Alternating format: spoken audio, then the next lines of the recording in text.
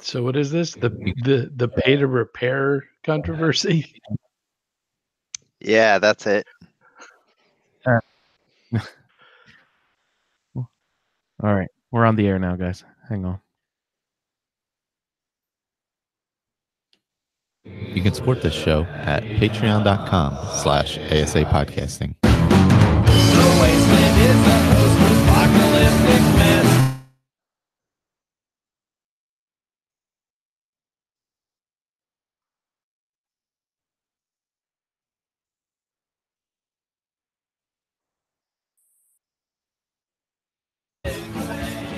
Welcome to the 69th edition of the Fallout Feed Roundtable. It's the 9th edition of season... I have 8 written here, but I know it's season 7. It's the 9th episode of season 7. We're the show who compares and contrasts Fallout experiences through a lively roundtable discussion by playing through the same quests with characters who have been randomly assigned drastically different attributes. Welcome, everyone. I am Andrew. Welcome to the show, everybody. Tonight, we have very special guest. But first, Stalwart Ray. Hello, Ray. Evening, Andrew. How are you this evening? Glad to have you. Also returning off.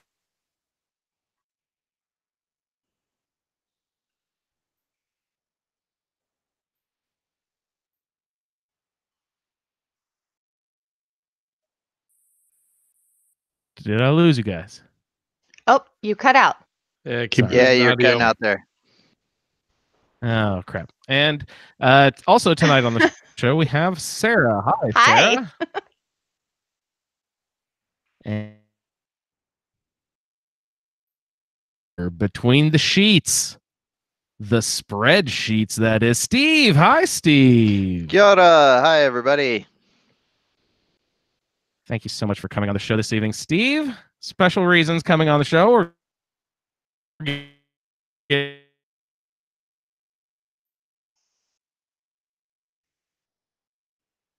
I hear you say there's some special reasons for me coming on the show. I'm not sure what you're saying after that, though. You're cutting out. Cut out again. All right, I'm gonna have to jump off and then hop back on. Everybody, sit still for a minute, and I'll be right back.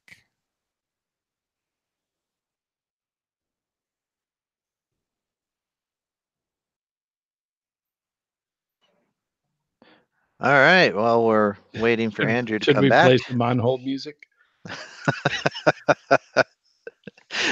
Totally. Yeah, no, happy to be here. It's always a fun time. Always a fun time.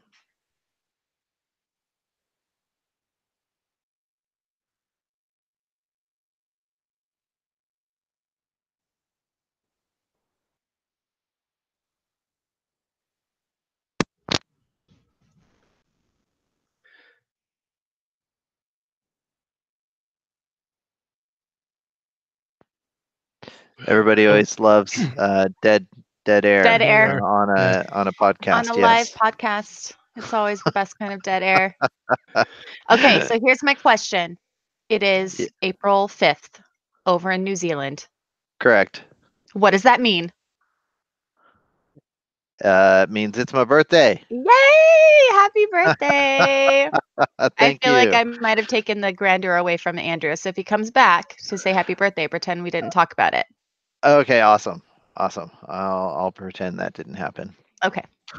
Because I saw you post I saw your birthday on Facebook, but I was like, okay, wait a minute.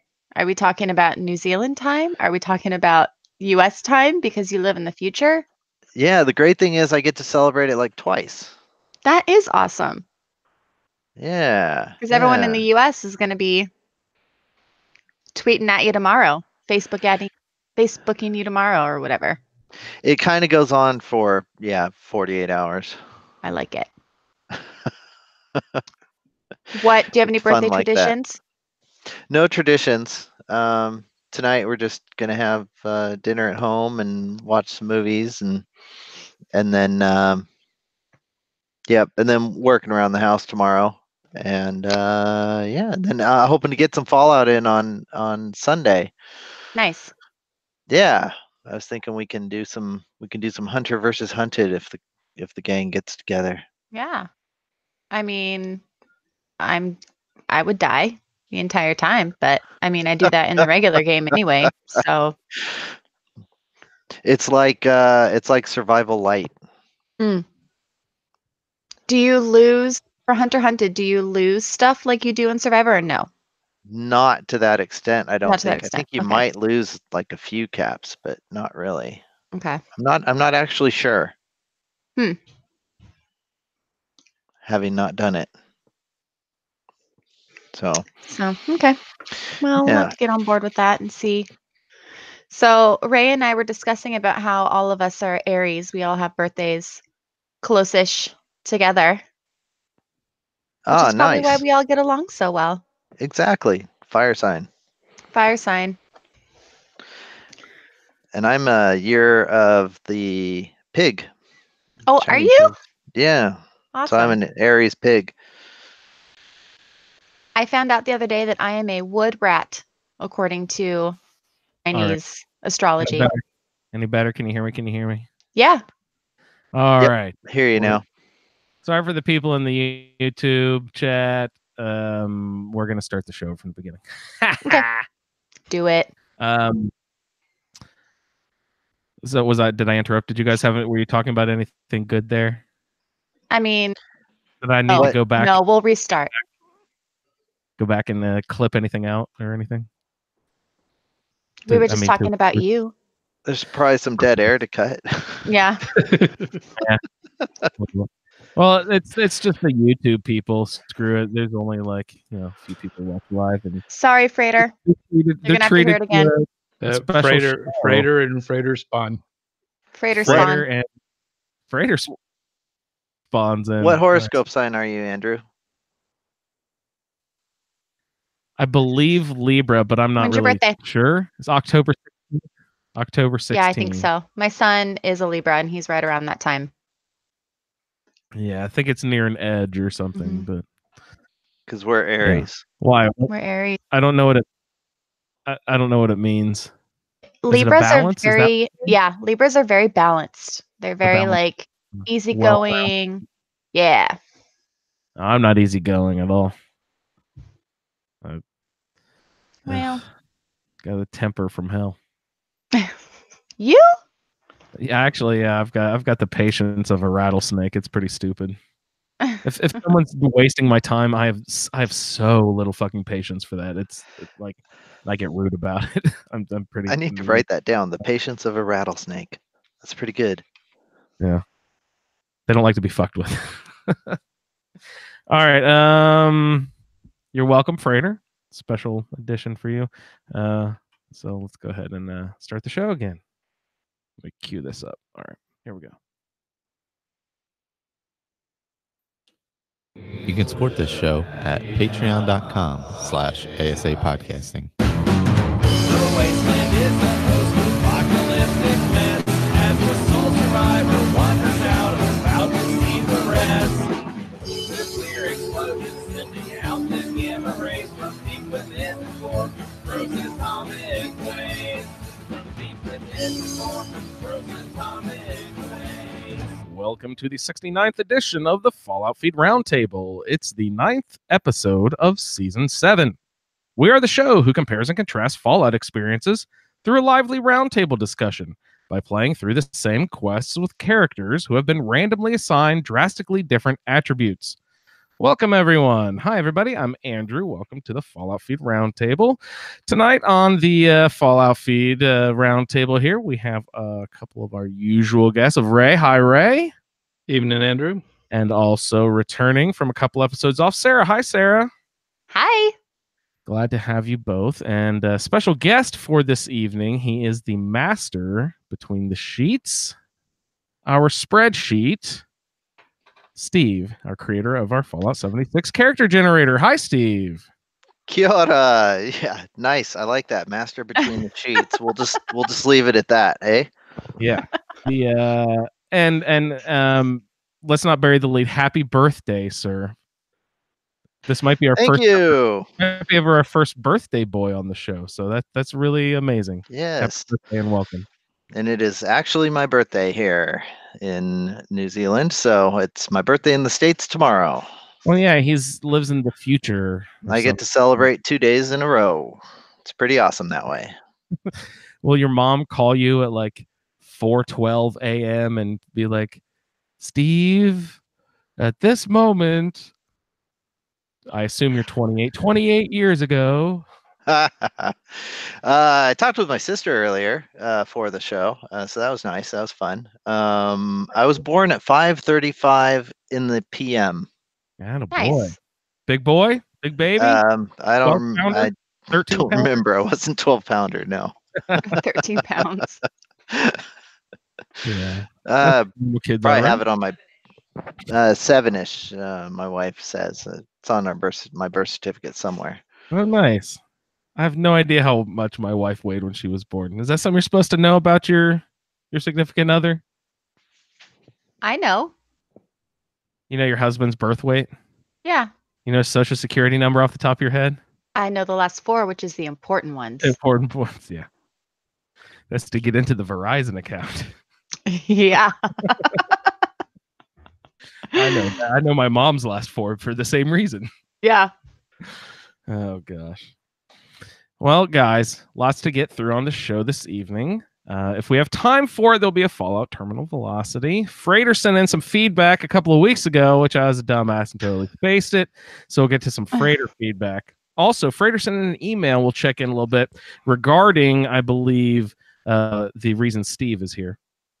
We also have email from Lee and Travis.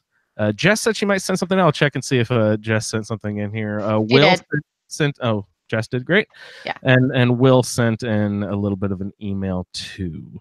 We've got a little bit of Wasteland news to get into with the Inside the Vault stuff. There's a little bit of a controversy with the Atomic Shop and some sort of BS. So we'll get into a little bit of everything tonight. But first and foremost, our roundtable characters and the quests. Tonight we'll be on the 19th quest of the main quest, Uncle Sam, and number 20, Bunker Buster. So that's what we'll be working on this evening. Uncle Sam will take us about 30 seconds to get through, and Bunker Buster quite a bit longer. And then we'll have plenty of emails and such to get into. So let's see. Steve, you said you had some stuff you wanted to get into. Do we want to do the generator stuff first, or get into some quests? You said you also brought in a few topics of your own to discuss, Steve, right? Yeah, I got a couple odds and ends. Yeah. Why don't you toss an odd out, and maybe we'll get into some ends later. Sounds good. I wanted to say we'll start out with you wanted to talk about Mr. Fuzzy tokens and the challenges there over in Camden Park. And I had some thoughts about that one. That is going to be like I have been playing this game with my roundtable character in quests chunks, right? But in between I'm doing those quests, I've been finding projects to do in between. Like getting a jetpack for my power armor, like getting the radiation decontamination arch, like Jess helping me build a mobile camp, like getting the artillery cannons all set up. Like I just have been working the game and little projects like that. But yes, this Mr. Fuzzy I hear is a very long-term style project. So I was hoping to maybe check into this and see what sort of trouble I can get into down there. I haven't really been down there very much yet. Yeah, so I looked into this when I first started playing the game because I was like, sure, let's get a Mr. Fuzzy mascot costume, right? With the head and the suit, and it's cat, right? So yeah, it's kind of funny. And, you got your amusement park, you got your characters walking around and stuff, taking pictures with kids.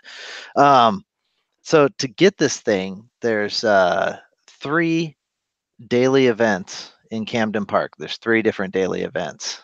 There's the Dross Toss, the eating competition, and then the find the ore cart one.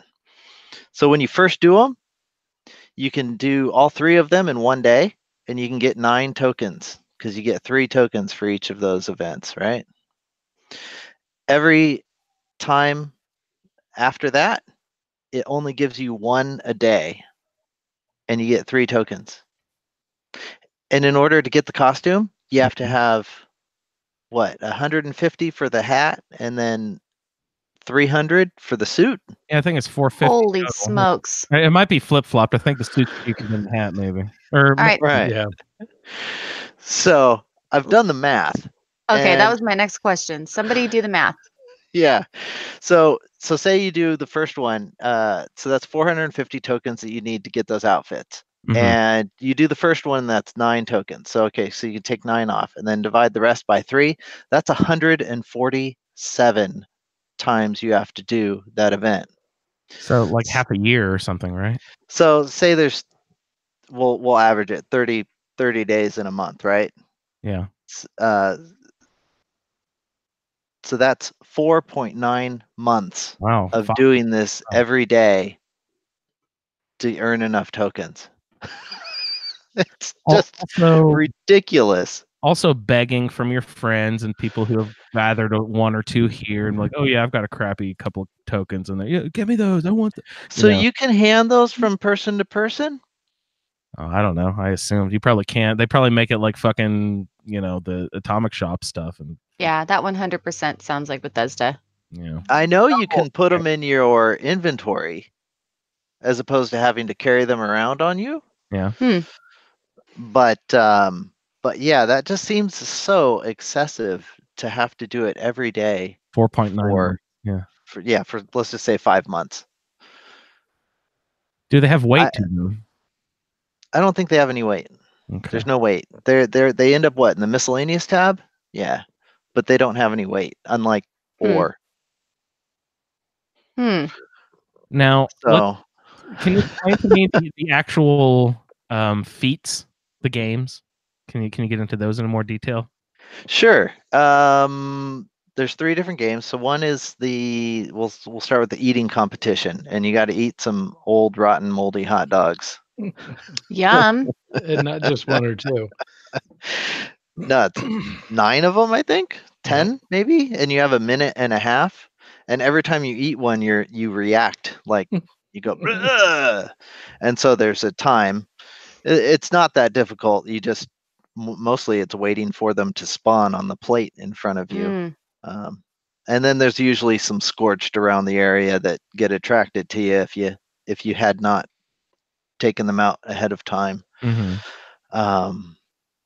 Yeah, and so that's the eating competition.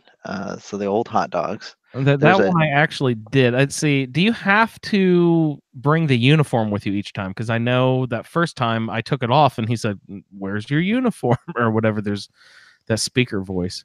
So do you actually have to wear the uniform each time you want to try to earn these? Is that a requirement? No, I've been doing them without. I did it the first time too with it. Yeah.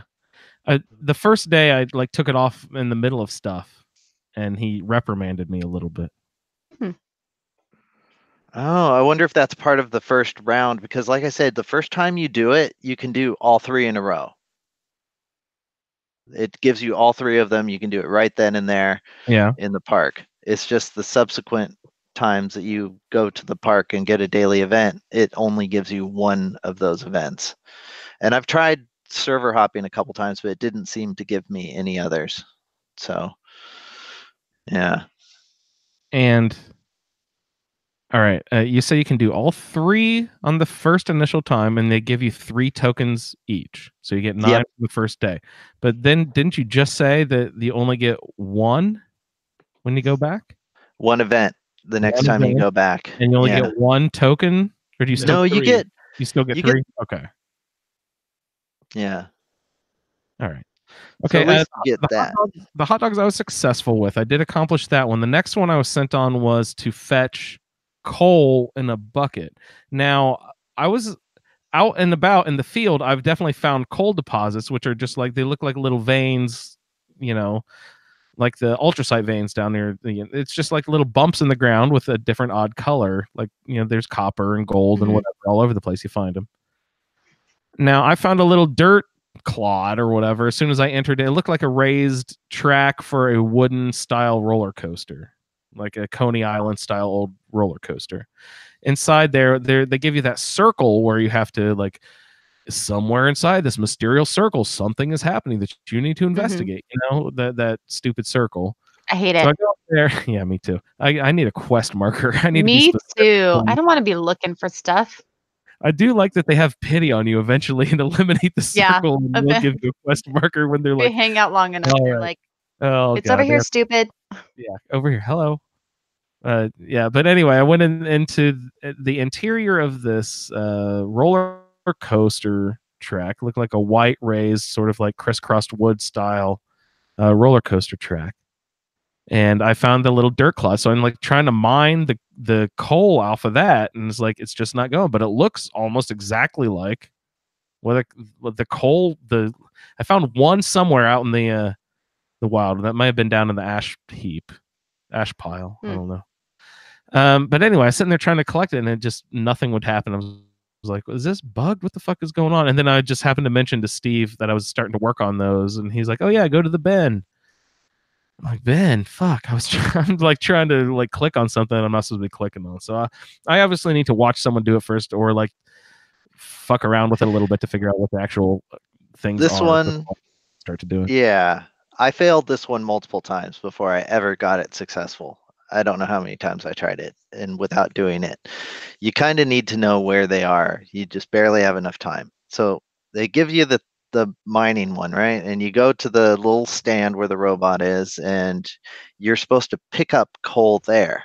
See, there's a thing on his counter that you grab, and then you got to go put them in the carts or they look like a pram or a buggy kind of thing, or a wheelbarrow. And You'll have to explain pram. A pram. It's a British term for like a baby buggy. Oh, nice. I hadn't heard that before. Yeah, and in the movie Monty Python and the Holy Grail, in the song Camelot, the one guy sings, "I like to push the pram a lot. I have to push the pram a lot." So, anyways, yeah, pram. It's a buggy, a cart, a wheelbarrow. Nice. And so there are 4 of them around the park. There's one all the way over by the merry-go-round. There's one up on the roller coaster, like where the ticket taker queue thing is, up there. There's one right by where you got the costume, by that spin around ride. And then there's like where there's like a park with trees and a little house out there. You have to run through an open container. There's a road, and there's one down there. So basically, once you learn where they are, you can pick up the coal and then run from one to the other until you drop it off. But if you don't know where they are, it's really hard to find them. Yeah. All right, so maybe I'll check in with YouTube just to confirm those locations, and you know what I mean, like scout those locations before the event actually kicks off, or you know what I'm. Then I'm there exactly. Next. Okay, so we got hot dog eating contest. Collect the coal, and you said there's a third event too. The dross toss. I have no idea what a dross is, but it looks like a rock. Yeah, it looks like when you mine black titanium. When you like bring it up in your Pip-Boy menu, that's the shape it is. So it's like you're playing. As far as I can tell, I tried it once and failed, of course, but it's kind of like the basketball shoot. As far as I can tell, are there 5 goals? 4 or 5, yeah. And Google says a dross is foreign matter, dregs, or like particular scum formed on the surface of molten metal. So that's what it is. Nice. And then there's some tires with hanging from ropes, and you got to throw it into the tire. So it's like throwing a grenade, but you have to equip it. So equip it. I aim a little bit above where the rope is tied, and it goes in. It seems to work. You I just blanked on the name of the card. What's the card that shows the arc of the The grenade toss? That's a great question. I don't know what that card is. I know what you're talking about. And does it actually work with the dross? I'll have to go try that out That would be here one of these days. I can't say. I started doing these quests, and I even put my camp near the Camden Park for a while, so that I could, spawn in there, and there it was, nice and quick. I could run in and do it, Yeah. and then, once I got to like 20 or 30 tokens, I kind of got bored of it. So I figure that'll happen to me as well. I'm going to start this project with this character, right? And then here in a few weeks, we're going to start new roundtable characters. And we'll be like, well, fuck. Well, that's dead now. Unless I do that whole mule trading server, drop it to someone, get one character, come back with the other character, get it that way. You can always do that. true. Or you can spend your tokens to like buy a pencil. Wait, you can actually spend the tokens that you get instead of saving them for the kitty cat costume? Yeah, there's a computer there, console, wow. and it has other prizes that you can buy. I think like a pencil is 3 tokens, but why would you do that for 1 piece of wood and 1 piece of lead? I don't know, but yeah, that's just for crazy. 5 tokens, you can get cotton candy bites or gumdrops. Those give you AP regen, right? Yep. Something good. Sugar rush, sugar high. yeah, it seems very much like the like what was it, the overdue library books in 4. You could Yes. you could spend a couple quick to get something cheap, or try and save them up for something more expensive. I don't know if I ever actually saved them up and did anything with them. There's you another get one. 10 of them, and you get the magazine to do more limb damage. I've noticed Yeah. that effect on a lot of things. Explain to me the great benefits of that. Will that disarm an enemy? Why is limb damage such a good thing? Well, aren't you the one that was taking the ghouls out at the knees so that they couldn't chase you anymore? So that's I guess legs are limbs too. I was assuming it just meant arms, but okay. So take out the kneecaps on ghouls. That's a good one.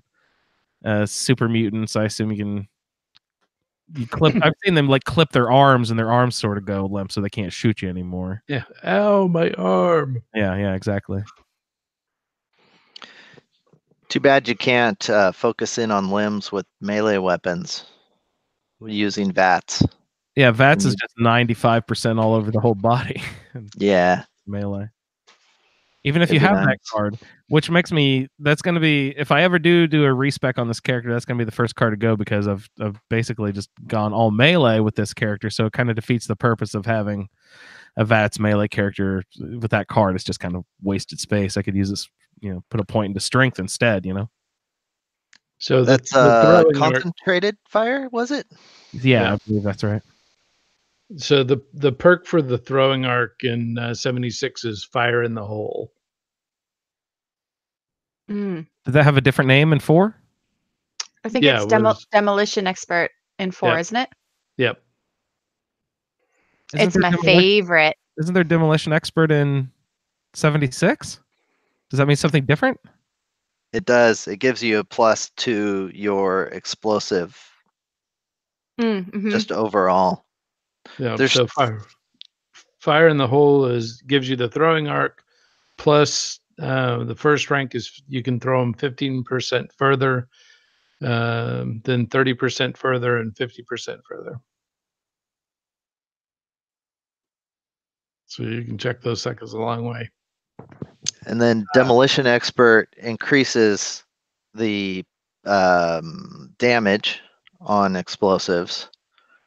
And then there is another one that increases the radius of the explosion. That's what I was going to Oh, ask. nice. I thought there was a third one with the radius. Yeah. Sergio, are you taking notes, buddy? Do you have all of those? Grenadier. Grenadier. Grenadier. Nice. Yeah. So there's 2 ranks of that. One is a 50% larger radius, and the other one's twice the radius. Nice. Holy cow. That's some damage. But like many of these perks, if you want to just really increase all of your explosives, you have to take all 3 of those and increase those. So everything's not all in one. You have to spread it out. Yeah. Let me think. What's the one's in perception and the others are in endurance, or one's in endurance and the others in perception, something like Yeah. that. Yeah. So the Grenadier and the Fire in the Hole are in perception. And the what is it called? Demolition experts in intelligence. Yeah. Hmm.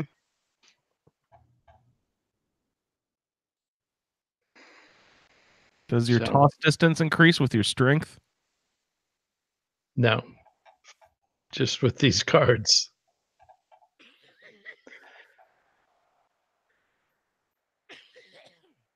So the good thing about the Camden thing is that you don't actually have to successfully complete the Chow Line, Drostos, and Lucky Mucker in order to complete Mistaken Identity.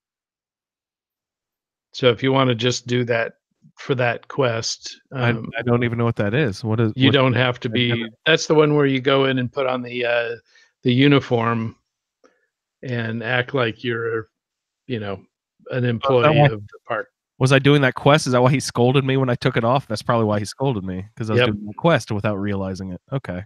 Yep. All right. Is it a fun one? Should we include it in next season of the Roundtable? Mm. Definitely. Yeah, it That's is definitely. interesting. Plus, it gets everybody over there, and there's another vendor over there that sells some unique stuff. Or it's not that unique, but that's where you go find what the excavator suit mods. That Ooh. robot vendor over there has the Okay. excavator suit mods. Nice. Yeah, it seems like what they split up which vendors have the mods for the different power armors around. Yeah, I think it used to be random, and now they sectioned them off, I believe. Yeah. Yeah. So that guy's always wandering around over there by the concession stands. So, guys, I need to take suggestions. Everyone in the community, please, sending in emails to the show over the next couple of weeks. Please put it in your head that I also want to hear what your favorite side quests in the game are. We know some of the obvious ones, of course, like the Mistress of Mystery and the Mothman stuff. But what else? Community, what do we need to be sure to include? We're going to look for 20 to 30 side quests to build the next season of the Roundtable around. So, any of your favorites that are must-sees, any great locations in Fallout 76 that everyone must see, please let us know. I feel like the best quest season of Fallout 4 that we did was one of our most successful seasons. So I'm excited to get into the best locations, best quests, best stuff to see in Fallout 76. And, we're just looking for 20 to 30 quests, but you can also include like locations and events and things that are really fun that way. So we'll try to form a nice, fun season for next season. Speaking of next season, Steve, why don't we go ahead and talk about the generator a little bit, which means we need to bring up some emails and such. Let's see here. Sure. So what we're going to do is we're calling out for people who have any suggestions for anything that we need to add. Now that we've got a little bit more of Fallout 76 under our belt, what did we notice about the generator from the first time around that we need to keep, need to change, need to look into about how we alter the stats a little bit? So we have some emails from people from the community. But Steve, just off the top here, what sort of concerns, what sort of thoughts, what sort of hopes, what sort of joys, what sort of sadness does this generator bring to you? Well, one thing that we've talked about the last couple weeks, you guys talked about it before, and I mentioned it in my feedback, was that by putting the different levels that you were supposed to choose the your perks at or your specials at, limited what cards you could pick, which kind of made it interesting, which you ended up with a really funky build at the end of 50, as opposed to like something that was much more effective. Ray, you were having much more success with your character you started from the beginning, correct? No, so I started a character, gosh, it's been probably 5 weeks now. So I was probably level 30 on Cobb, my roundtable character, when I started it. He's now level 35. No, sorry. Yeah, 35. And she just hit level 90 tonight. Jeebus. Dang. You've This also is what got other- retirement does for you. Yeah. Gives you level 90 in T- 2 weeks. You also have other big news for your character, right? Do I? Yeah. I guess he thinks he's so blasé about it. Oh, well, she did complete a very fun side quest, which yeah? was Death from Above. Is that really a side quest? Yeah. So yeah, we tried a few days ago, but had some problems with the bunker. It was glitched out and wouldn't let us finish. So Oh no.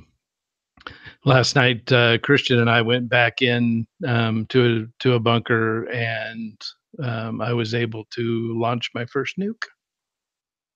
Okay. What did you choose to nuke or where?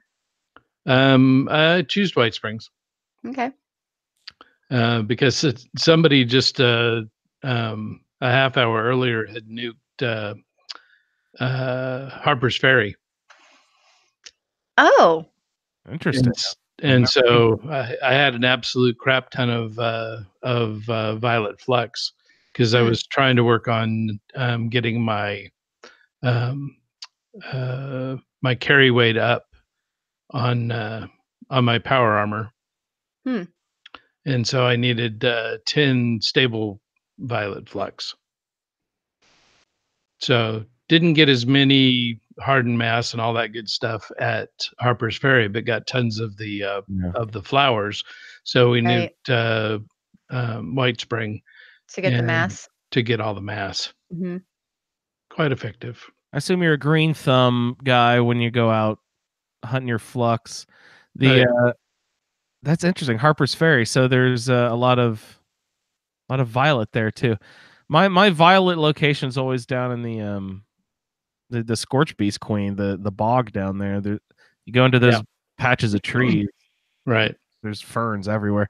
And now, God, have you noticed the difference in the last patch with the how the flora, the coloration? Anybody? What about it? Brighter? It's fucking ridiculous. Like you could barely see the ferns before, and now I can like look from fucking 1,000-yard stare and just see. You know what? You're right. You can see all over the place. You can just focus your eyes. You can they look like fucking deer eyes in the woods. It's just like they're everywhere. Well, I like so that. in order to balance that out for you to make it still suck, after you pick them, if you come back around to the same area, they're all glowing again. They glow again, so you think, "Oh, sweet, more!" And then but you can't pick them. Fake out. So you run all the way across the field, to get that one little cobalt that's glowing blue on the side of the tree. Yeah. And oh no, you already got this one. So sorry. That sucks. Cobalt is my main flux. I always try to get first. I consider that one to be the hardest to get, but a lot of people always say it's the violet. Have an opinion? No, I haven't been collecting flux that long, so Yeah, what are you going to use it for? You said you're going to do some calibrated whatever. So I needed to get some to do my rat arch. Yeah. Yep. You need a couple different kinds, I think, for the rat arch, right? Yeah, 4 different kinds. Wow. Yeah, that's an investment, getting that rat arch done. And you do have to be careful with that one too, because somehow or another I was screwing around with my perk cards and inadvertently booted Starch Jeans Oh. and got back to my camp without realizing it and hopped in the rat arch, and that'll just keep taking them off as long as you stand there. Oh, fuck. That really sucks. So I shed 4 mutations before I realized what was going on. Was it marsupial? Please say it's not marsupial. No, worst healing factor. Oh, whatever. Healing factor's fine. Stim packs are everywhere. No, I live off a healing factor, so yeah. It never works for me because I'm always in like combat. that's the good thing about being sneaky, is you're almost never in combat. Yeah, I'm not good at that. I try, Ray. I try. I just knock the bookshelf over or something. I don't know. So, but that was fun. I was going to mention about the glowing flora is it makes me think about a mod I used to install for Fallout 4, which was glowing flora, I think, and it made everything in the Commonwealth. It was pretty cool because it just made the different things mute fruit and even corn or melons and stuff glow in the dark. I always liked that. Were you a big chem and food producer guy in Fallout 4? I didn't mess with that a ton until we did like survival mode stuff. Not a big one. I wanted to try and get some of the contraptions or the making thing going for that, but they don't. You can't like make certain drugs. So, yeah, there's some you can, and then it seemed like too much for me. I thought that'd be cool, and then I never got around to it. Did anybody ever do anything successful and cool with the ball track and contraptions from Fallout 4? Remember they had the marble, like the ball track? Yeah. I never put 2 pieces together, so I wanted to build something where I clicked the ball track and it hit switches launching fireworks on the way down. I spent days on this fucking thing and could not get it to work. It was so infuriating. It was one of those things you want to toss your controller right through the screen, you know. But never saw anyone doing it. Like, of course, the Bethesda trailer for it made it look like doing all these great things with it, of course. But I can never do anything with that piece of shit. Yeah. So we didn't really ask off the top of the show. What kind of Fallout did we get into this week? Sarah, did you play any Fallout this week? I did play a little bit. I think it was this week. All of my days run together. The highlight of which would be Christian running ahead of me and shutting all the doors in my face on my way trying to travel through them. But other than that, I got a couple quests done, and at someone's property or something? Yeah, when we were down in the bunker. Oh. He was helping me do the quest, and so we'll get there, but you have to run around the bunker quite a bit. There's lots of doors. And so he would run ahead of me, and like right as I'm about to get in the door, he would just shut it in my face. And I'd be like, open it. Real nice. Real nice. It's good times. Yeah, one of my favorite things to do with doors, during the Fasnacht event, I parked my little cottage right at the end of the street. So lots of people would stop by and come into my place and like fix their stuff, and I'd say hi and wave, and like we exchange plans and all that. But sometimes I would like just step out of the house and like shut the door, which would lock them inside, and people would be like, "What the fuck, man?" Or like do the little questions or the angry or the thumbs down or something. I just thought it was really funny. And mean. they would break it, and I love it. Yeah, that is funny. Trapping people in there. Oh God, did you guys? I didn't really actually look into it too much, but did you see that link about the guy who's like setting up traps for everyone, like some Yes. raider? Yeah. That's pretty sweet. What do you do? Wasn't it like you ended up in a maze or whatever, and then there's a death claw in there? Yep. That guy, right? Yep. How did he get the death claw in there? Animal friend? Nah. Evidently lured it in Oh, I see. because he had tried with Animal Friend one time, and it wasn't hostile. Oh, so he lured it in and then marsupialed his way out of the maze? Must be. Yeah. Yeah. Or jetpacked. And then how did he trick people into falling into the maze or whatever? Just, hey, come check this out. Nice. And then those people who didn't have marsupial couldn't escape. Mhm. Okay. I see. Yeah, because it was mostly just low level people. If you watch the video, it's like 8 to 15 range. Okay. It's pretty mean from Yeah, my of course. perspective. No, I would be that's totally mean. pissed. I hate death claws. Well, but would you be mad at yourself for letting yourself get tricked into it, or would you be mad at him for his elaborately well crafted plan? Probably a little bit of both. A little bit of both. He would definitely be, I would remember his name and I would shake my fist as I ran by. Yeah. And read an article about him in Game Informer the next week. Yeah. Curses. Curses! And wish bad haircuts upon him.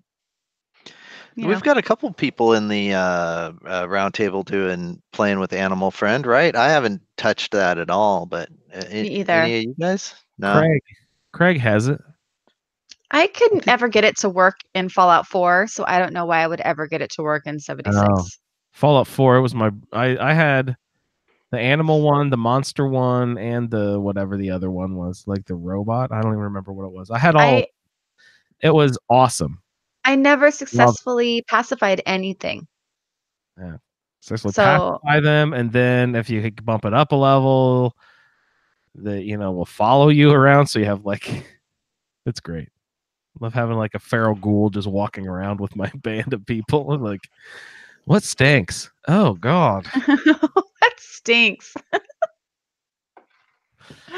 You guys know what's following you, it'd walk into town with you and stuff, and and then the turrets would go aggro and kill it. You're like, oh come on, that's our buddy. Dang it, Stinky. So what have you been playing, Andrew? I was gonna say Ray launched a nuke. Sarah got door slammed in her face. Gosh, what did we do? Mo and I just completed Uncle Sam and Bunker Buster today. My character is about 114 now. What have I been doing? I have no idea. Looking for a new project. The Xbox group, we're gonna do evidently the legendary vendor will happen at some point, and May 23rd. We have everyone's been collecting all the 3-star legendary items that they've been getting, so we're gonna do a big swap meet of 3-star legendary items to make sure that anyone gets anything useful out of there before we go, cash them in. However, that's gonna work. You know what I mean? We don't want someone to loot. Like if there's actually a useful weapon to someone in there, we don't want it to get trashed because it's garbage to someone else. You know what I mean? I like that. That's a cool idea. Yeah, you guys do it on the PC. Your swap bags. Stand around. We do. We worship the bag and just. Yeah, that's great. I just pretty much did the same. I did the 2 quests. And then been jumping around doing events here and there, looking for hordes, or always do a horde event whenever I see one, because there's at least one guaranteed legendary in there. Yeah. And then and even you know what one I never used to do, but I find it's recently I found it's pretty good is the pack one. It'd probably be better. That always starts over by the carousel on the map, and it's called what, Alpha Pack or Leader of the Pack. Leader of the And pack. yeah, because it ends up giving you like 4 legendaries if you do the whole thing. You got to kill like 4 legendary wolves, and then so Oh, that'd be that's right. it'd be really good if it were a low level character because they're always only 1-star legendaries, level 20s or whatever. Yeah. But it's good for some XP too. So yeah, it'd be really good for a low level character to do that one a few times. You'd get some stuff. I didn't do it when I was low level, so. I saw a level 6 legendary Scorch today. I don't know why I found that funny. I was like, I didn't know legendaries went that super Down low. that. Yeah. I don't think I've seen one that low either. So I remembered what I had been spending a little more time on before Mo and I did these quests. I saw the Inspector outfit in the Atom shop. I've been having my eye on that for a long time. But I cashed in a lot of my atoms for the 2 Fashnacht masks.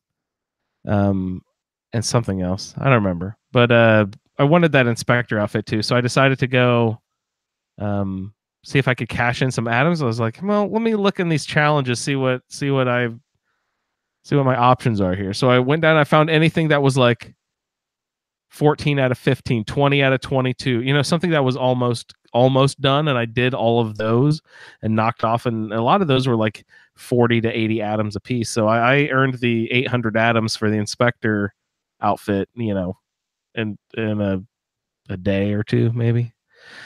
Just working on those challenges. And a lot of them were like, get 22 diseases. And I'd already had 20 of them. So I had to go find out how to get the other 2 diseases. And one of them is actually fairly difficult to get. Have you guys contracted whoopsie yet? No, but it sounds amazing. No, tell us about it. Yeah, somebody in our group just did the other night. So. Oh, great.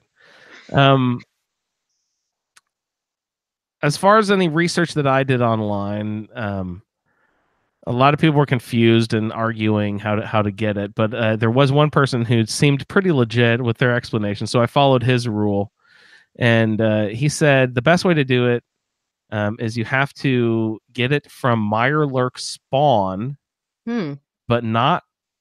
You have to get it from the diseased one specifically.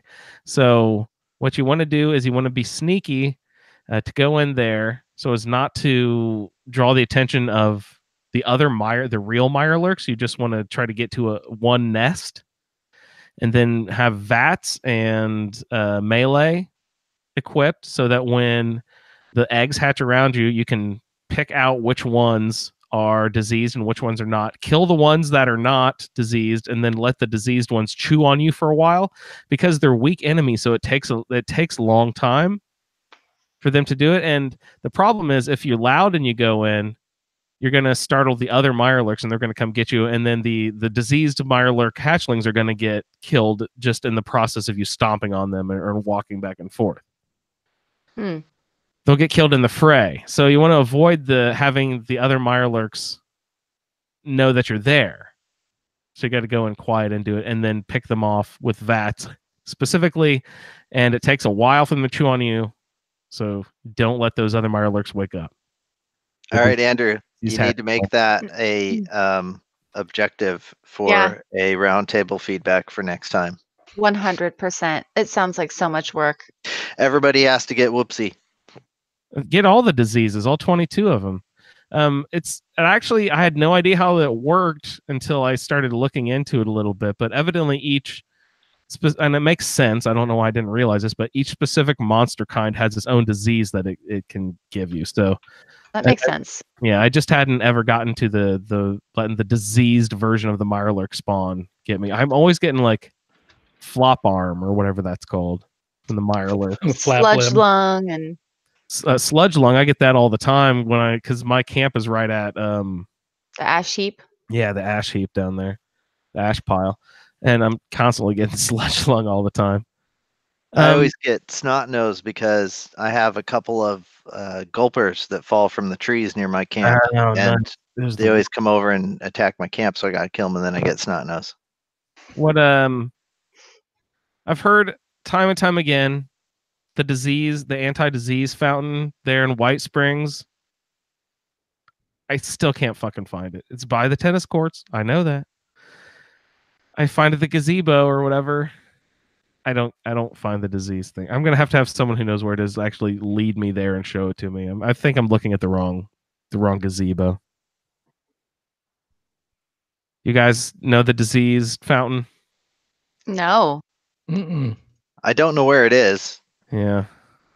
Gabe? I think Gabe knows where it is. Gabe, show that to me next time we're together. All right. Yeah, so the other God, I don't even remember what the other challenges I worked on are, but they were all like crafting. Here's what it was like.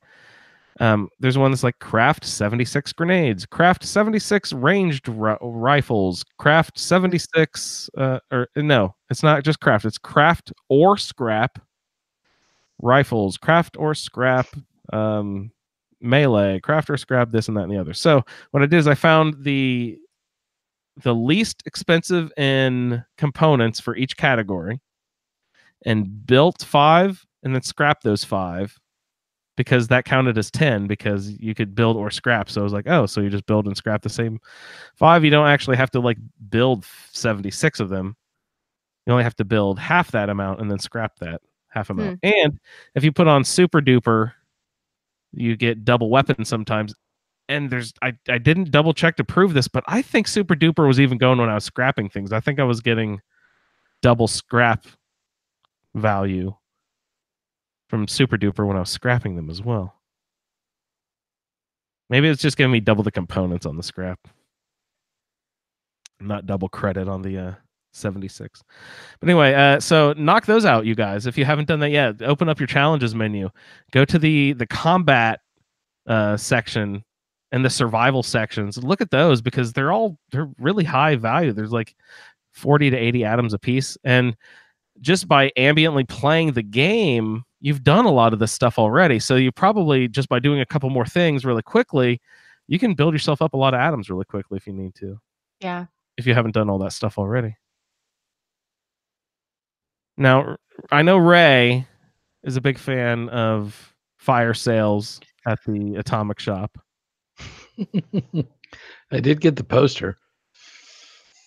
That's the only one.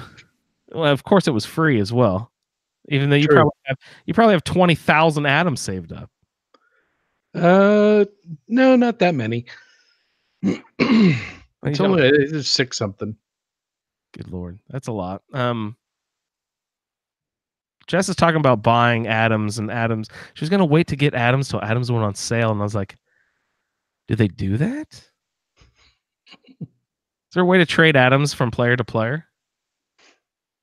Not that I'm aware of. Otherwise, I'd have a lot more friends. Yeah, but you're trying to give away fucking water. That's Cobb. Want some water, please? Take my water. Right on. All right. So did we want to get into generator emails, or we should probably get into the quest, and then we'll get into emails here after the quests. That sounds good. Yeah. So Uncle Sam is our first one we're going to get into here. Steve, since you're our special guest of the evening, and you did it fairly recently, do you think you'd like to tell us about your time and Uncle Sam after you give us a brief introduction to your character? Yeah, I did. I actually did it twice recently in the last week with both of my characters. So Gouverneur is he's pretty much a loyalist to the whole Vault 76, except he kind of supports a free states, which kind of plays into the whole quest line here with Sam Blackwell and his story. So Gouverneur, he went ahead and went to the Charleston Herald. You end up back at the Charleston Herald quite a few times in this storyline, don't you? Yeah, at least it's cool. Usually, sometimes there's some typewriters in that building if you're looking for screws and stuff. So Yeah. that's kind of cool. Always take a look at the bottom floor there for those 2 typewriters. You're like, there's like a Carlisle typewriter and a regular typewriter. You're like, sweet, pick. Yep. And what? It's usually full of super mutants for me. Is usually what I have up in there every time I end up going in there. So you go up and basically you got to go into an office and find a file, right? Which tells you where Sam Blackwell had a bunker kept. And so Sam Blackwell, he was what was he? He was a senator? Senator Blackwell, yes, sir. Senator Blackwell. Yeah, and his story is kind of interesting as you go along. You learn that he is a bit of a Free States supporter. And it was causing him some political problems because kind of being a Free Stater's kind of anti-government, if you will, right?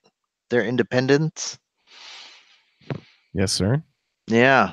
So, and he had a bunker just like all the rest of the Free Staters that we just went through their quests. And so you learned all the different bunkers over there, but he had one. So basically you go to the Charleston building and you find a file and it says go here, and that's the quest. It's done.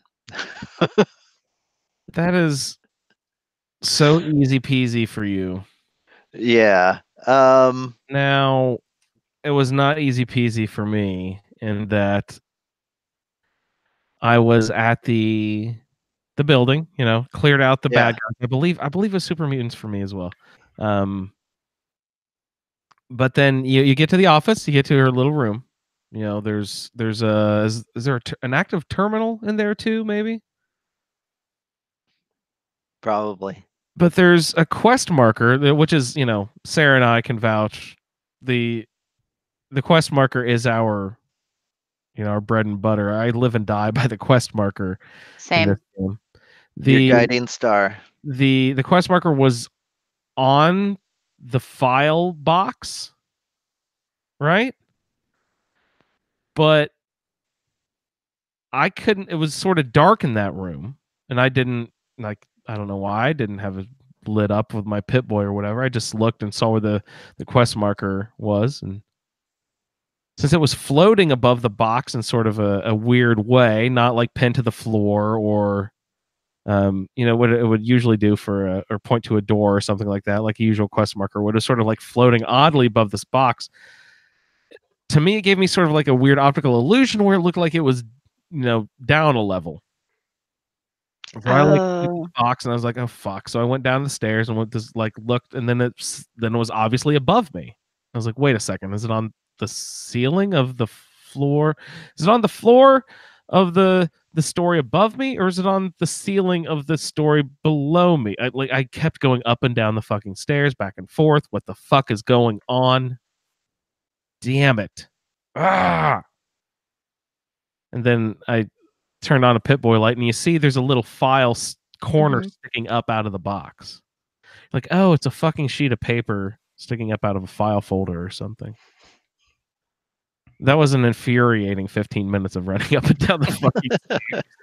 Yeah, well, and the other red herring they throw in there are the 2 holotapes, that are brightly lit. I played those things 12 times a piece, Ray. I was like, it's fucking bugged. It's fucking bugged. What is going on? I'm running up and down the stairs, playing the same 2 holotapes 38 times. What the hell? Oh, exasperated. But yes, I found that sheet of paper or the file folder or whatever the hell you pull out of the box, and then it points you off to that direction. She evidently took extremely good notes. Do we know anything about this? This is who is this? A reporter, Quinn Carter of the Charleston Herald. Yeah, she's a reporter, and her reputation is brought into question by Sam Blackwell's opponents because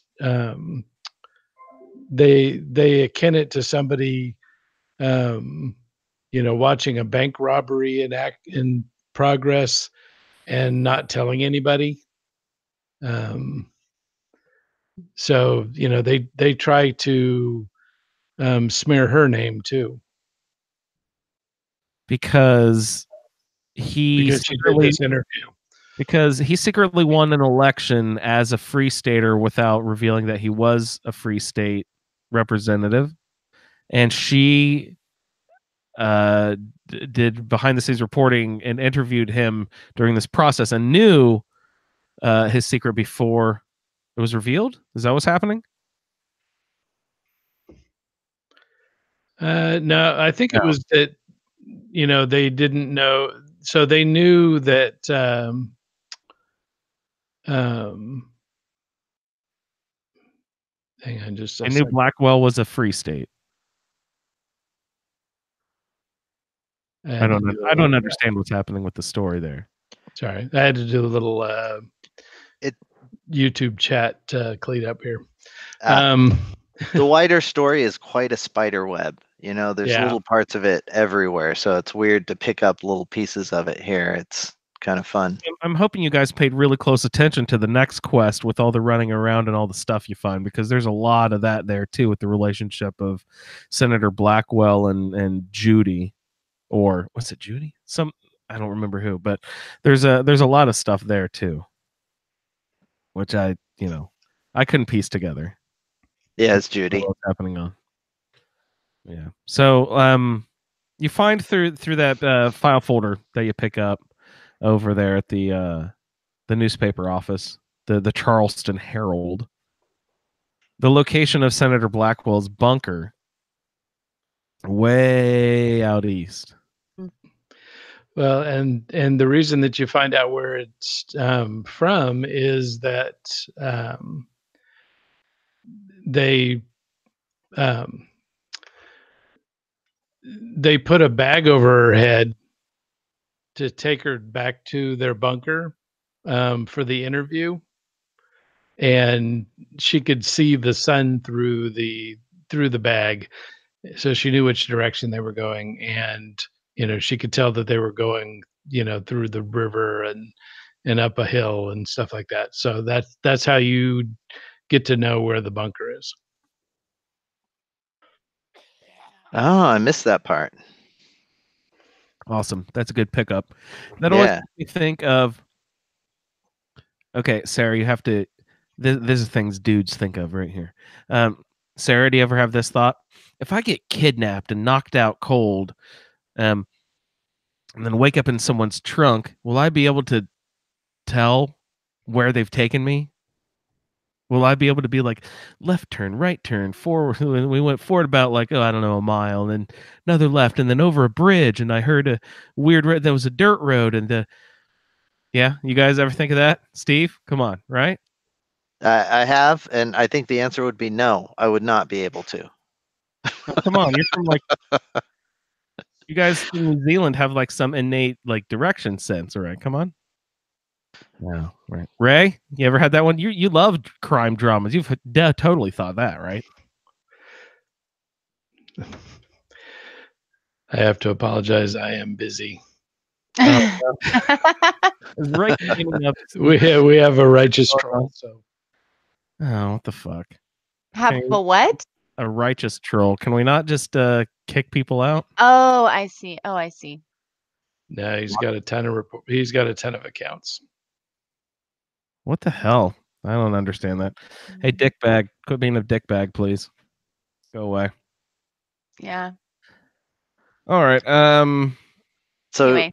I love the mire. I like that. I like it out there. That's where I've made one of my camps. It's cool. There's plenty of water for purification, that's for sure. Yeah, I was just scouting a new place to build a new camp. I think I might move mine soon. So there's a crap ton of really nice spots. I know Alex is down there, and a lot of our friends. Ashley had her camp down there and stuff a while back, but sort of in between the Cranberry Bog and the Great Divide, down south, sort of east. Lots of really nice almost looks like sandstone exposed by worn river areas, but there's also lots of like streams and water to build around. So I always wanted to build on there. I did for like a couple days when I was doing my mobile camp, and it was really nice down there. The mire, it's always so dark, and there's gulpers. Seems dangerous over there. It is. It really creeped me out the first time I ended up in the mire. I was like, oh man, I'm gonna get killed. And I ran around with a gas mask on for some reason, thinking that the air was poisoned over there, but it's totally not. I ran around with a gas mask on for like probably 4 or 5 hours. You know, It like takes away 2 points of perception too, I think. it does. Yep. That's why you got to find that Mistress of Mystery veil.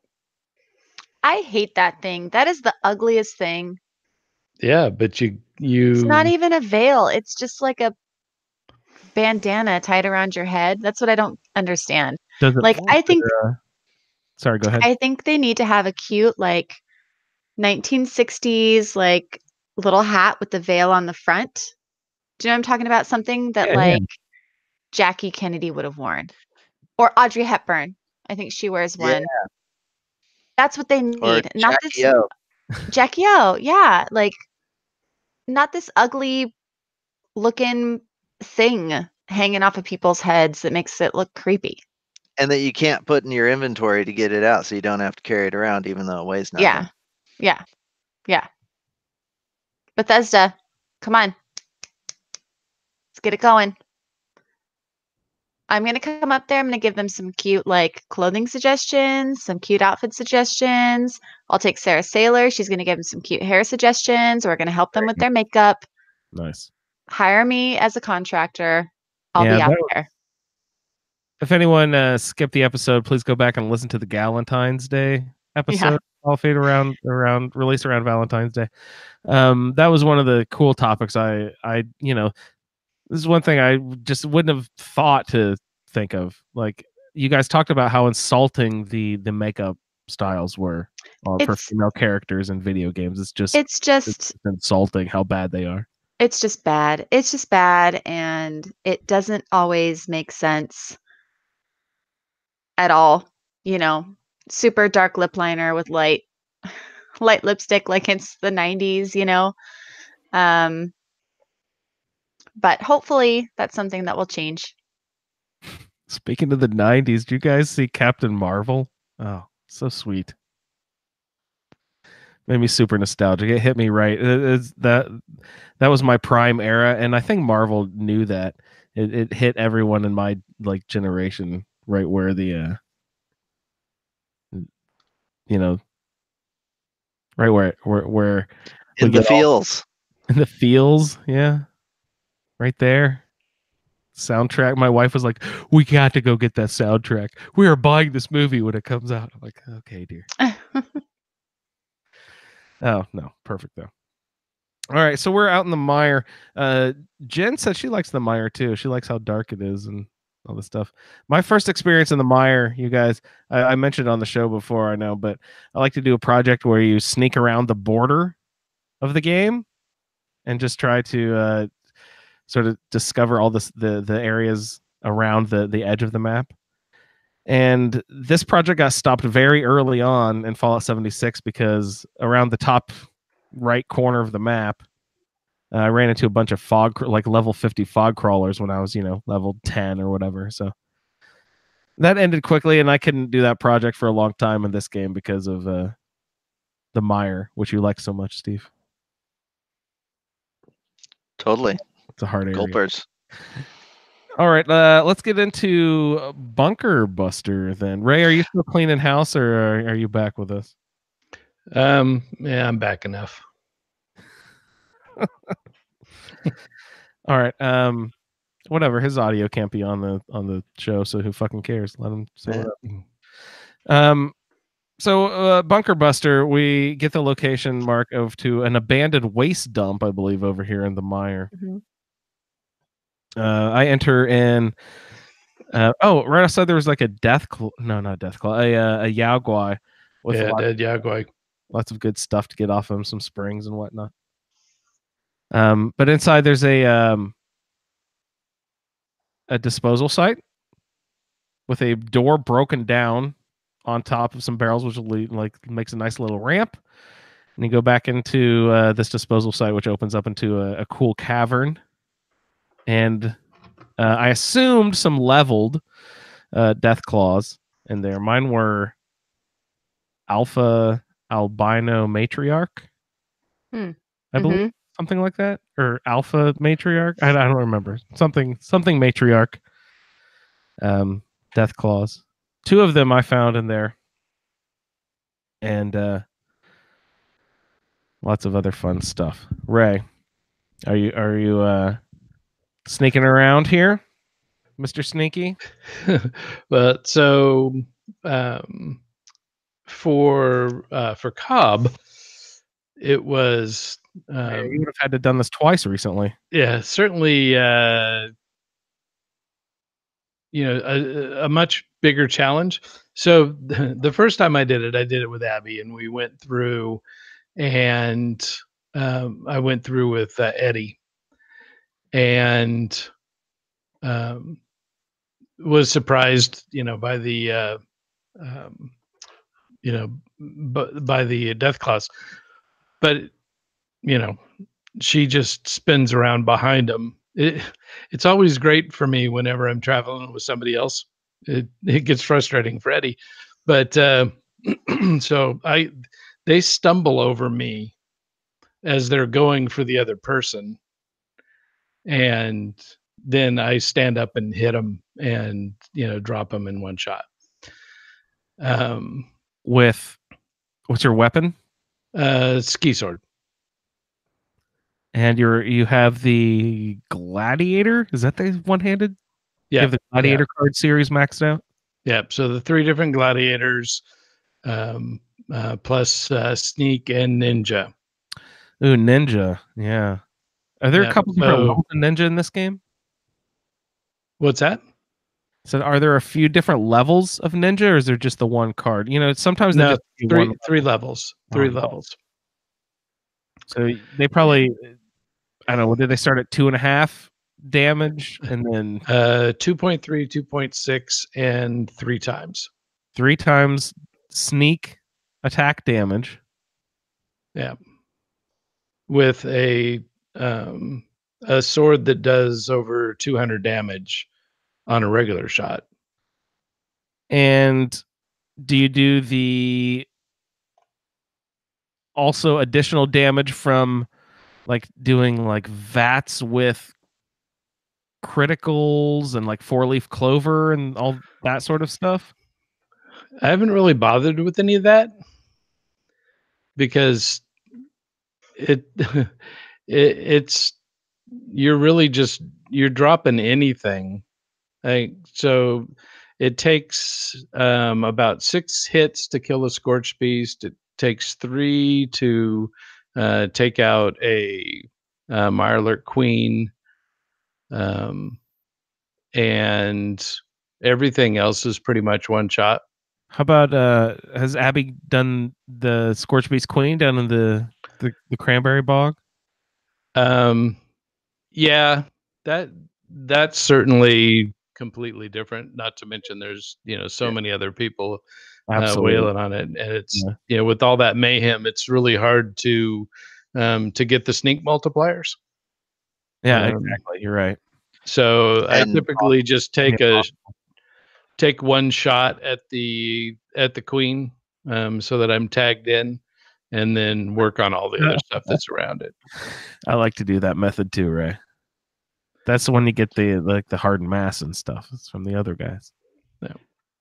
And don't delay if you're going to go down there to kill the Scorch Beast Queen, because that's what happened to me last night. I was like, oh, cool, that event's happening. Sweet. So I'll go back to my camp. I'll repair up. I'll, drop off some stuff, and then I'll go over there. I jump in my stuff, go over there, and I'm get there just in time to see the Scorch Beast fall out of the sky. Oh, that sucks.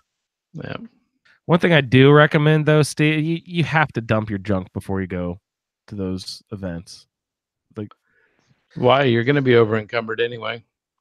No, but you're gonna lose. I mean, I'm gonna die 12 times when I go to those events, so I'm not gonna bother picking up my bag every time. So So I you're dump all the talking about stuff all this. Yeah. that I carry with me now, and then I go to the event, and then I get over encumbered. I suppose if you're in a hurry, you could just pop into the Watoga station there. That is a reason why people nuke that place all the time, is because if you need to dump your stuff, you can just run into the stash and dump your stuff and then run back out and get more whatever, Yeah. But so she didn't have any problem at all going through there to find the bunker. Cobb was by himself, and he had to find some nice cover. So there's just when you're walking down the ramp into the cave section, off to the left, there's a cart and a couple of barrels. And so he was able to get back behind that and stay pretty protected. He did get hit once by one of the death claws, but not too bad. And so he just sat back and sniped him from there, threw a couple of grenades just to kind of get him to come out to the opening of the cave. What's he sniping with? Just a regular 308. Was that hunting rifle or something? Yeah. After you take care of the death claws, you wander around the cavern a bit, find a few different interesting items. A dead body with a holotape. I believe the holotape. I couldn't tell because I was getting attacked by the second death claw when I was playing my character. I know I could go back and listen to the holotape again, which I should have done, but I believe it says that this was some sort of agent sent to find Blackwell, and within this holotape were some hints and instructions about how to try to get up to into the bunker. If you keep continuing searching, you find the Deathclaw nest. I believe in that nest is the what you actually need to get into the bunker. Is that correct? Correct. Yeah, the holotape that has the code to get into the elevator. Some sort of override, something rather. But I believe the holotape says like it only works if you're right up against it. So you have to like play it when you're inside the elevator, right up against the keypad. Is it a keypad? Yeah, and I discovered you don't even actually have to play it. You just have to get really close. Okay, nice.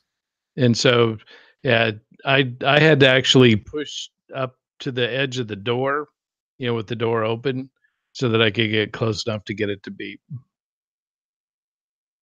But yeah, so that dead body is Agent Gray. Agent Gray. Yeah. And he was sent to find Blackwell, I assume. Yeah, so he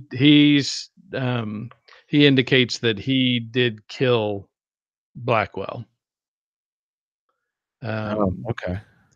But that he couldn't find he couldn't get through the laser grid to gather up all of his documentation, to kind of eliminate any trouble that might come later for the Enclave.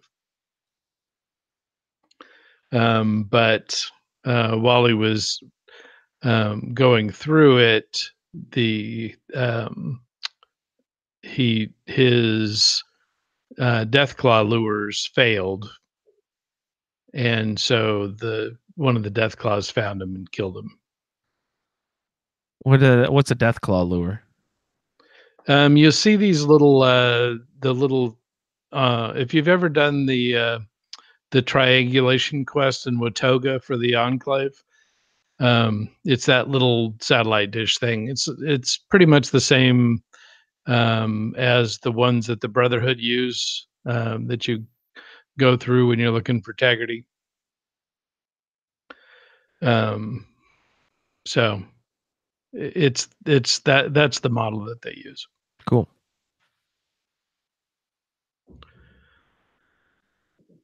So we have to get into the this bunker. You hop into the elevator and go downstairs. There's a couple of different ways. The bunker has I think it has sort of a similar layout to the other bunkers, right? It's got like the three wings extending in each direction. This one has a little upstairs section. Oh, you're right. As you go down, there's I did not. Okay, that was another. Ugh, God, right. That was another form of like infuriating. What the fuck? Where am I going? I didn't see that there was another stairway. It's not in the main lobby area, but in the stairwell as you're going down into the bunker. There's a door off to the left, right before you hit the door that leads into the main like sort of living space of the bunker there. Yeah. I did not see that, and I was just, where am I supposed to go? Oh God, it took forever. Another one was I was running all over the damn place. Yeah, and so then to make matters worse, once you do get up there, there's a very obvious room there, but that's Judy's room, and it's got her terminal and everything in it. And if you don't notice that, down further there is an open door. Well, I don't even think there was a door on it. It was just an opening. You get into the security office, and that's where you access the terminal there. Okay, at this point, you have a decision or a process that you have to go through. Were you able to be smart enough? Do you have hacker and all that to do the easy way through this? No.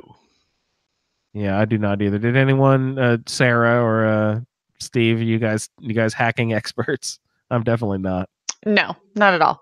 I don't even put points. I never did in Fallout 4. That's what followers are for. That's why I took 15 followers with me everywhere, because each one of them did a certain thing. Like one of them gave me Kim's, one of them unlocked doors for me, one of them, hacked shit for me. That's why you bring everyone with you. I don't have time for that nonsense. Yeah, I'm not good at hacking anyway. I seem to do a lot less of it in this game than Fallout 4 too. So I don't feel like the hacker perk is nearly as needed or valuable in this game anyway. You get what you need. Basically, it's not. Well, I mean, it's exactly like Fallout 4 in this. They're not going to keep you out of any specific area. Right. You know what I mean? Because you can't hack anything. But this one, I was sort of like, what? I don't understand what to do. Mm-hmm. And I was really confused because where do you find a letter or something that tells you need to go take some mentats and hack the terminal, or look for the instructions on how to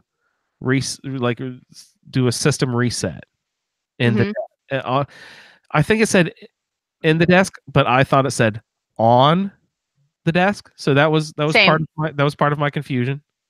I was looking at the wrong desk, and I was like, okay, I must have already picked this up. So I was looking in my notes back and forth. I don't see anything here. Like there's nothing on the desk. Why can't I find this? Why can't I find this? Turns out I'm looking at the wrong desk. So I need to go over, and it's in the desk. There's in an inventory and a desk off to the side, pushed up against the wall. Not the desk I was looking at, but some other desk. You find it actually has like that diamond on it with the quest marker and everything. I think it gave me the stupid timeout, Sarah. Or it's like, hey, dum dum, over here with the quest marker. Eventually, I think it gave me that. I had a live person telling me, hey, dum dum, it's over here. I think it was Eddie. God, no, so wrong helpful. Wrong desk. Yeah, over here. Yeah, gee whiz. But then once you find that note, it's sort of a complicated process anyway. Mm-hmm. Complicated even further by the fact that it glitched for me. So, I was going to do the things. I knew what they were because I'd done them before, and the handle wouldn't turn, the breaker box wouldn't open. So I ended up having to respawn out, and so I ended up back outside and came back in, and the death claws respawned, of course. Yes, of course. But fortunately, I was able to sneak, because they were really not, anywhere close to the path, to the door. So I snuck in and got it back in the elevator and went up, and everything worked fine. They didn't even have to fight him the second time. Okay. No. Nice. Yeah, you're lucky you only did it twice, but you did it twice with one character and another time with another character. So you did do it 3 times. I had to do it at least 3 times because, I would get about half an hour, 45 minutes of playtime together, and I'd like take my time looking through, reading all the letters, killing the death claws and everything, and then getting the elevator unlocked, and then getting access to the bunker. And like, sweet, okay, I'm here. I'm in the bunker. I'm in a load zone. So hopefully, when I log out here, I will be back into the bunker and not have to do all that BS again. Well, of course, I had to go back and start from outside the bunker. The second time I tried it, also ran out of time. So finally finished it today with Mo. So we ended up doing it 3 times. Got pretty good at the process of after doing it 3 times. Sorry I bugged out on you, Ray. But you said it cleared right up after you did it. Yeah. When I responded, I hop servers, and it worked just fine. Yeah, that's generally the remedy. It's kind of like fast traveling in Fallout 4. So or waiting 28 days or whatever that one, that whatever time period it is. Yeah. Okay, so what is this weird process? After we find the confusing desk, we find a letter, and it tells us how to restart the system. Now, I believe the first step they said to turn off the power. There's a breaker box, sort of in the residential area of the bunker. Yeah, in the laundry room. And then the second step, it says to turn off the air vent valve or turn it on. I don't remember if it's on or off, but do whichever it's not, do that one. So and that's on a pipe above the generator in the generator. Yeah, in the power room, there's you want to turn that valve. And then you go up the stairs. That was the part that I couldn't find, Ray. This is where it's like you have to go upstairs to find the next part, the circuit box or whatever. Well, and this one's a little crazy. It's really strange. I could not. Fortunately, I'd done it before, so this one pretty quickly. Yeah. But yeah, the first time you did it though, what the fuck happened there? How did you like? I just had to do the stupid timeout again, and it eventually put a quest marker on there, and like eventually I put 2 and 2 together and after reading the note like 12 times. Well, so it tells you that it's on the vents. Yeah. And the only place that you can really see the vents is, on that screened area where you walk past, when you're going up the stairs. Yeah. And so I could see that there was space there. So I crawled across to see if I could see around the corner. And when I got around the corner, I could see that there was a box there. Yeah, you're smart to have the instinct to look around the corner. It said, again, maybe the terminology is wrong. Maybe I misunderstood it, but I thought it said on the vents. So I'm sitting there, there's like a red one and a blue, and I'm like sitting there just looking, crouching up and down, looking at the tubes, like the literal HVAC stuff, like thinking it's on those. It's, I driving myself mad. And then after you get the stupid timeout, the quest marker comes over, and you're like, oh, it's around the corner on the wall. And what is that thing called? It's a circuit something or other. Maybe not. The duct to bypass. Duct to bypass. You push a button, and then that's what. Could you explain to me what is actually happening here? Why is this shutting down the power with the valve and the bypass and all that. So they discovered because Judy kept trying to plug in two oh shoot, now I can't think of the name of them. The little cooking pads. Hot plate. Hot plates. There you go. So she was trying to plug in, she was trying to run two hot plates at the same time, and it kept blowing the circuit and resetting the security grid. And so they discovered that, that was how you could, if you forgot what the password was, you could force a reset by going through these steps and, essentially blowing the breaker. But we didn't plug in two hot plates. No, that would have been a lot easier. Yeah. Who the fuck came up with this vent idea? Because this is bonkers. So once you've done all three things, then you see the power goes, sags, and then everything comes back on, and now you can run downstairs and put your hand on the scanner and you're authorized. Yes, it gives you the thumbs up. It recalibrates or something or other. And then you go into the actual bunker room with all of the what we're looking for, what we're here for. You find a little keypad on the wall, and you're supposed to enter a code. And there are 4 items around this room that you need to find that have different sets of numbers that could be clues that you could enter into this keypad. Now, the keypad is nice and bright and gray and has like a cool green screen or whatever when you're looking at it in gameplay. But for me, when I click on it and go into it to enter the code, does it get really fucking dark for you guys too? And barely you can see it at all? You can barely see those numbers. What the fuck is up with that? Why on earth? I'd like to use a light gray font on the light gray buttons. That would be awesome. So if you look at the animation when somebody else is doing it in the room while you're doing it, you can actually see their hand up there, pushing the buttons. Yeah. And hear the buttons push. So clearly it's the shadow from their hand, making it hard to see.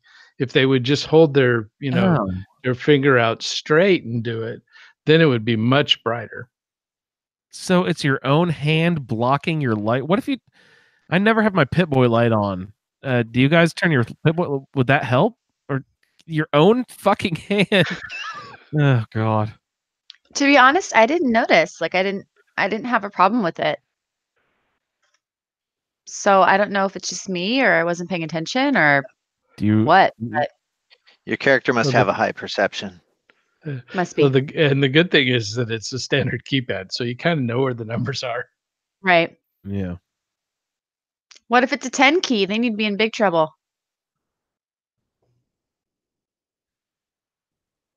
It's all right for me though. I'm in the southern hemisphere, so it it works out that way. Keypads are backwards anyway. Yeah, totally. Do you have weird keyboards? Are your letters all rearranged? Nope. It's pretty much this standard English. The keyboard. German keyboard is all weird. I hate it. All right, so we what are these 4 pieces of information that we can find? It took me a long time to find the 4th piece, and of course that's the one that's easiest to find, which probably most people found first, is in the terminal. Nope, that was the last one for me too. God, I couldn't find that forever, man. I went around and found the holotapes and or the notes, and you look at them, and I was like, oh sweet, and I read them each and tried them, and nope. And I was like, oh, there must be something else in this room to find then. Where is it? Running through the room, looking in the other room before I came back and finally looked at the terminal. Yeah, well, we should get into these codes here real quick, but I want to, if anyone knows the relationship of Sam and Judy, knows what's going on with that story too. I'd like to know a little bit more about that too. But these different codes, like you find them in the like the filing cabinets, and there's one there's a sheet of paper sitting out on a shelf, but they're just sort of scattered around, and then the last one is in the terminal in an entry. Like Judy's gone, I believe. But the possible codes that you can enter, you get 4 different possible codes that you find all over the room. One of them is the day of Judy Blackwell's death, 021584, or Sam Blackwell's anniversary is 121855. His congressional ID number, number 778232, or you find a mysterious invoice, number 417604. Turns out it's the Judy Blackwell's death. 021584 is the one that you want to enter into this keypad. Yeah, and that's kind of a sad story there, right? So her dad is Sam Blackwell, and he's a free stater, and he's got his bunker, and he knows people are coming after him, right? And so he takes his daughter and goes into the bunker, and then her notes are kind of like everything happening, and then also she leaves the written out notes that you find to get to where you're at now, because he's kind of he's losing his mind. Is he getting dementia, and she has to write stuff down for him so that he remembers it? Yeah, he's sick. But they don't really, do they ever really say what it is? No, just that he can't remember stuff. Yeah. So she has him take Mentats. Right. So one of the things that you get when you go through this, if you go through all those entries, is the recipe for Mentats. Right. But yeah, so he talks about how how we got mad at her because she had been gone for a long time, and he went out and found her talking to 2 strange men. And the only thing that he was worried about was that they were the ones that were looking for him. But since nothing happened, he figured, well, that must not have been it.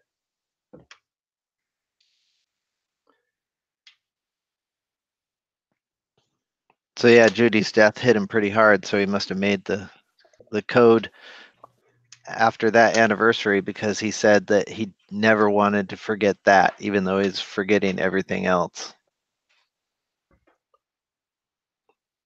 So I guess it worked for him. And then it got even creepier, because he went to that local town. What's the name of that town over there? Harper's Ferry. Thank you, Harper's Ferry. And he's in the food line there, and he thinks some guy looks at him funny, so he thinks he's one of the people who were looking for him. So then later that night, he kills the guy and dumps him in the river. Oh yeah, chops him up, chops him into little pieces. So ways to make friends and influence people. Yeah, just because you're paranoid doesn't mean they're not after you. That's true. We don't know that guy wasn't after him still. Many years later.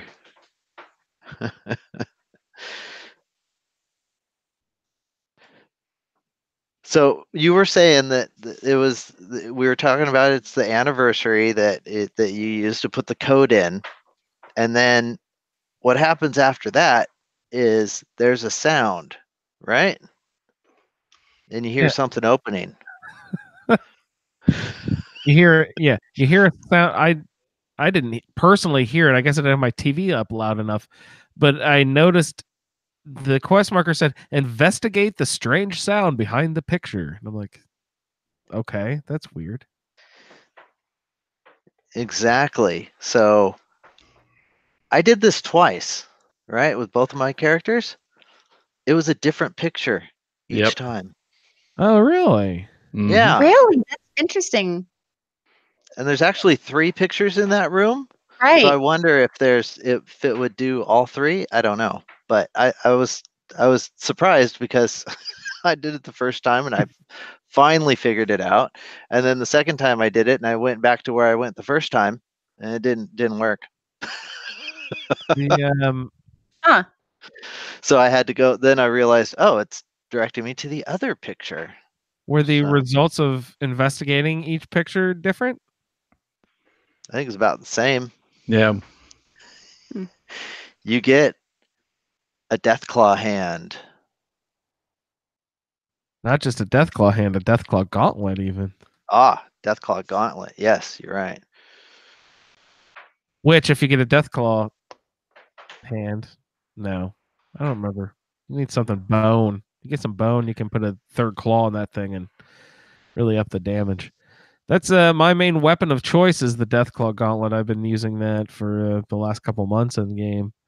I've had a bunch of nice folk drop off when they find Deathclaw gauntlets of 2 or 3 stars. They'll swing them by, and so I have a nice collection, and just like way too many of them now. I need to start thinning them down, but lots of stuff with instigating and furious and all that sort of stuff. So those are good to have for melee weapons. I like those effects a lot.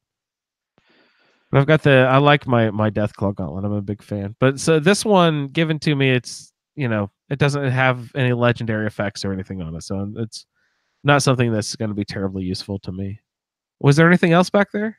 And what the fuck? How are you gonna fit a Deathclaw gauntlet behind a picture?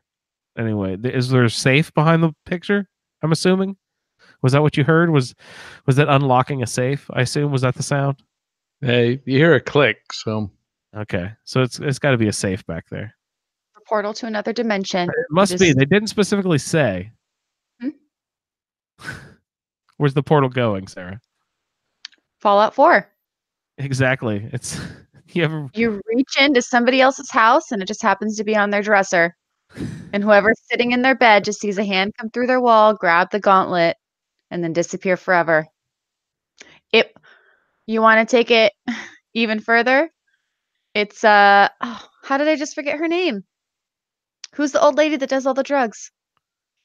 Mama Murphy. Murphy. Mama Murphy. Mama Murphy sitting in her comfy chair that you made her. She sees that. She goes and she tells Preston about it, and he's like, "Old lady, quit doing your drugs." Full circle, bam. Then you give her more drugs and she dies, Sarah. Good job. For the record, I don't kill her. I think I've only done it once. I'd feel so bad. Poor Mama. Or Mama Murphy. I always want to call her Mama June for some reason. Well, June is one of the people there in the band. I know. And so I think I'm just like meshing their names in my head. I don't know. It always makes me think of that take home and bake it pizza chain. If we're meshing up Fallout 4 Sanctuary characters, why don't you do like Marcy Preston? That way you get like, somebody always grumpy at you sending you on settlement quests. That's true. I don't only want to be annoyed by being sent out on settlement quest constantly. I also want to be sent on settlement quest by someone with a fucking shitty attitude. Yeah. I guess you could go help them. I don't really care. Ugh. They said they needed help, but I think they should just Yeah. deal with it. Are you still talking to me? Yeah. She sucks. All right. So what does this code do? Does it also spark this automated message? Or is that a holotape you have to pick up somewhere? Does it you get a key card and a holotape. Congressional ID card. Congressional ID card. And that will get you into the super upscale, super secret bunker at the White Springs Resort for the upper crust of society, correct? Yep. Yes, it does. Which kicks us off to our last faction of the game, the Enclave. The creepiest. Returning faction. from Fallout 3. Were they in New Vegas? They weren't in New Vegas at all, were they? No. No. Yeah. So Fallout 3, I did a speed run through it. I didn't really take my time and get to know the game very well at all. So I don't really know much about the Enclave. Are they similar in representation in this game as in Fallout 3? Yeah. Are they? Similar personality wise? What I mean, everyone's dead, of course, so you can't get Are they like creepy butlers in Fallout 3? So the Enclave are kind of in Fallout New Vegas, because you can assemble the Enclave remnants together. What's his name? Gannon. I can't remember it. Arcade Gannon. Yep, Arcade Gannon. And then the pilot lady from Novak, and a couple of other people. But yeah, that's the only Enclave appearance in Fallout New Vegas that I can think of. I thought you would have to use them to do that fucking bomb from the sky. Was that must have been granted by the Brotherhood, though? I guess that laser beam from. Oh yeah, that was from the power station, the solar one. Yeah, that was from the Brotherhood. Then I guess. Yeah, the Brotherhood was kind of formed to be the opposite of the Enclave, right? They found out kind of what some of this stuff was happening in those experiments Maxon did, and decided to start the Brotherhood to basically fight back against that whole thing, even though I don't think he knew it was like the Enclave specifically. I have zero clue about this faction of lore. That's interesting. Yeah. All right, so that concludes our quest. Was there any other things we needed to get into with those quests, Uncle Sam and Bunker Buster? Did we miss anything? We get into Judy's relationship. I'm not sure what she did before she went to the bunker with her dad. The reporter does mention that they had met at a congressional dinner. Was Judy's mom ever mentioned? Not that I've come across. Because there's divorce papers. So I assume it being a possibility of being one of the codes that it was either a traumatic or memorable event in his life. We don't have a terminal entry about mom from Judy or anything. I didn't really go through her terminal very thoroughly. I don't remember. I read it, but I don't remember anything about mom. There might have been like a slight detail, but it doesn't specifically say anything that I remember. Yeah, no, I don't remember hearing anything about the mother either. All right. Well, let's go to the Enclave. We'll see you in 2 weeks for more adventures down below White Springs. Let's get into the character generator and emails and stuff like that. We'll say for Fallout Terminal Velocity for the end of the show. We got some feedback from Freighter that we can get into here in a few minutes as well. But let's go ahead and roll some of these emails. Ray and Sarah, do you by chance have any of these emails pulled up? I do. Anyone in particular? Well, we can just go down the list however you want. So the first one is from Lee, and his idea is to, instead of doing any calculating, just pick one stat and make it 15, and pick one and make it 1, and then let it calculate the rest. So that you get the drastic rolls. And then he also included a couple of links that we should probably throw out in the show notes for backstories and quirky personalities. Oh, okay. Does Lee do spreadsheet stuff? I think he has before. Yeah, I think he I might. could He's in the. build He's something in like the. that in if that was what everybody was thinking was good. Would be like to have a 15 and a 1, and then the rest would probably balance out around like what 10 or 11, right? Yeah, Probably some- 9 to 11. There might be some odds and ends in there though. You never know with a random generator.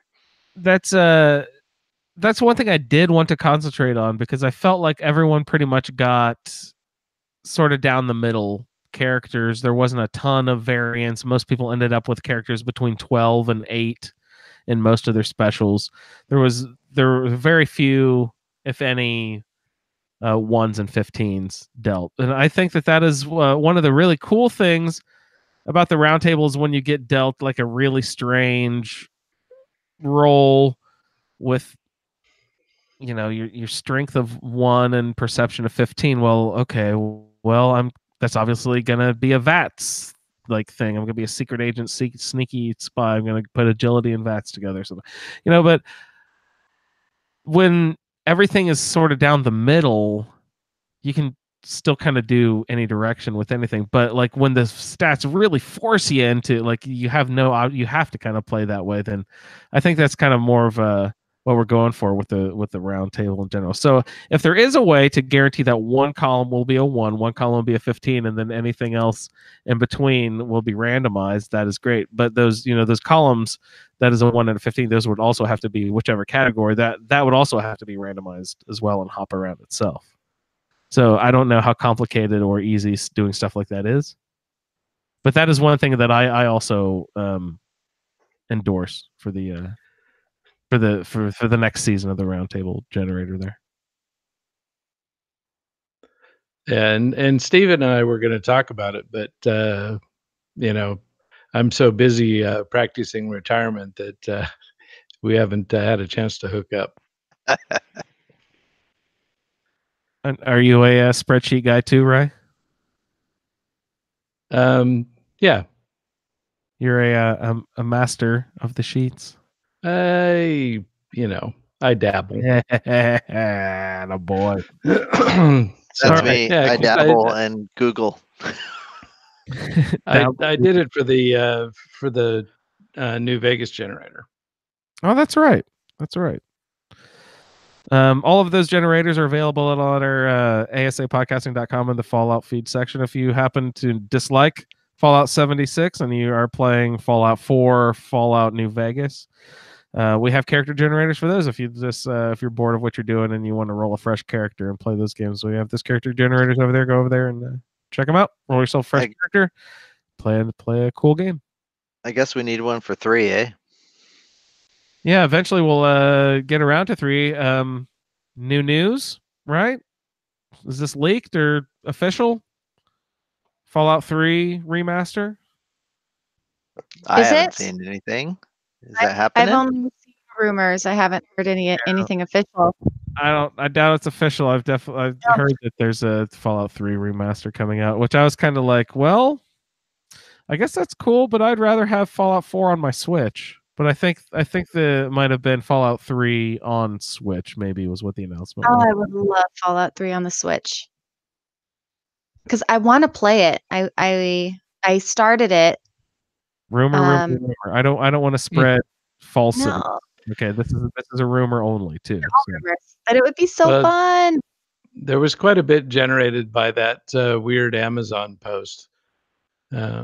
I don't know what you're referring to. There was an item came up available on Amazon, and it was just completely vague.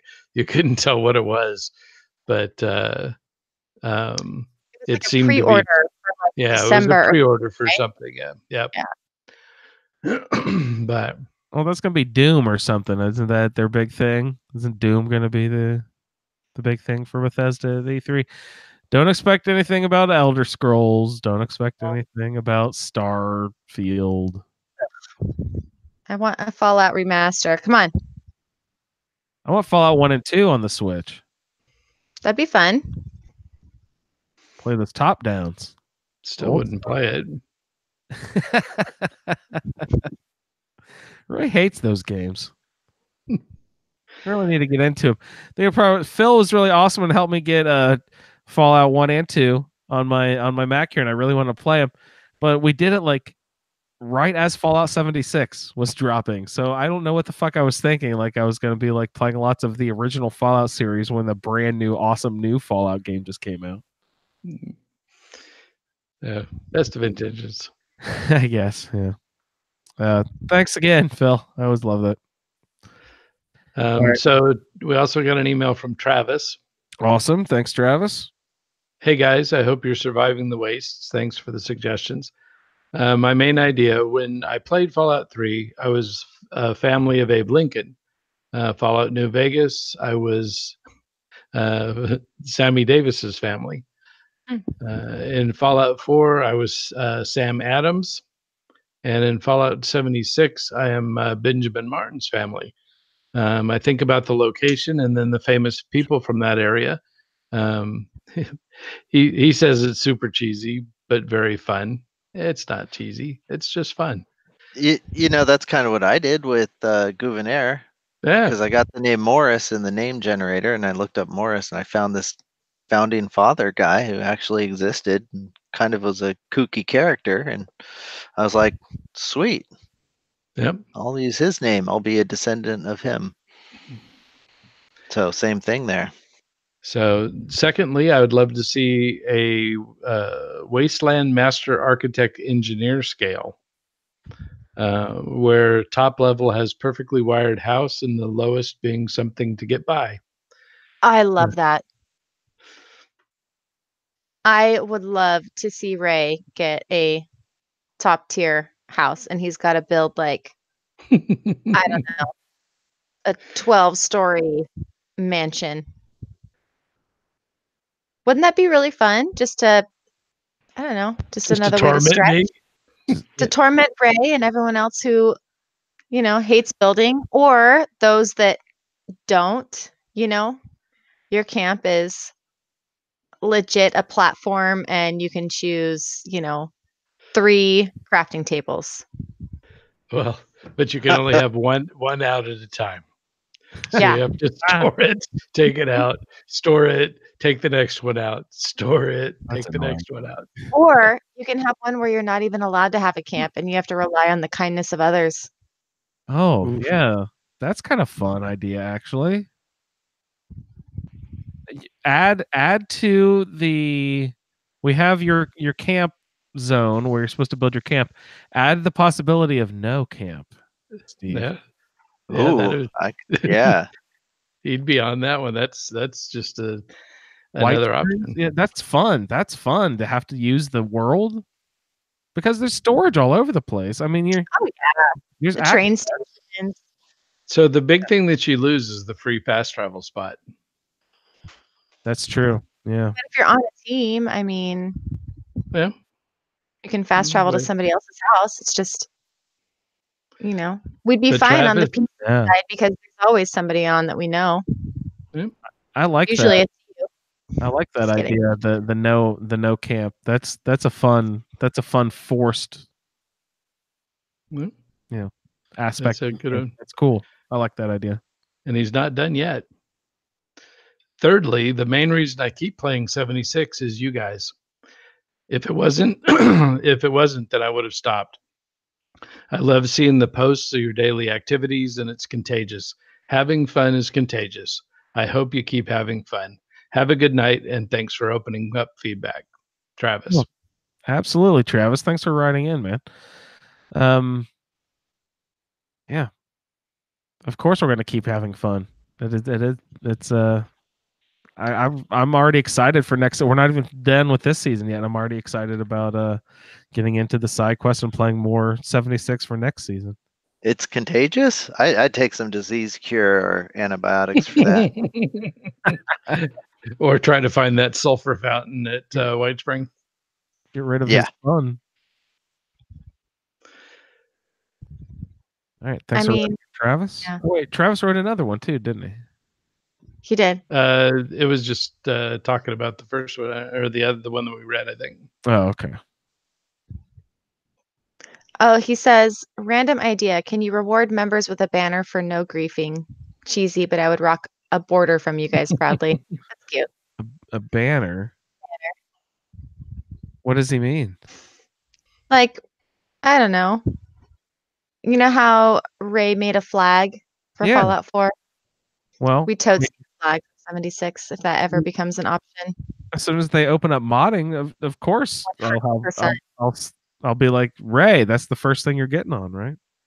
Ray, no sleep for you until. Well, I assume it won't be too horribly difficult to transfer the flag he already has.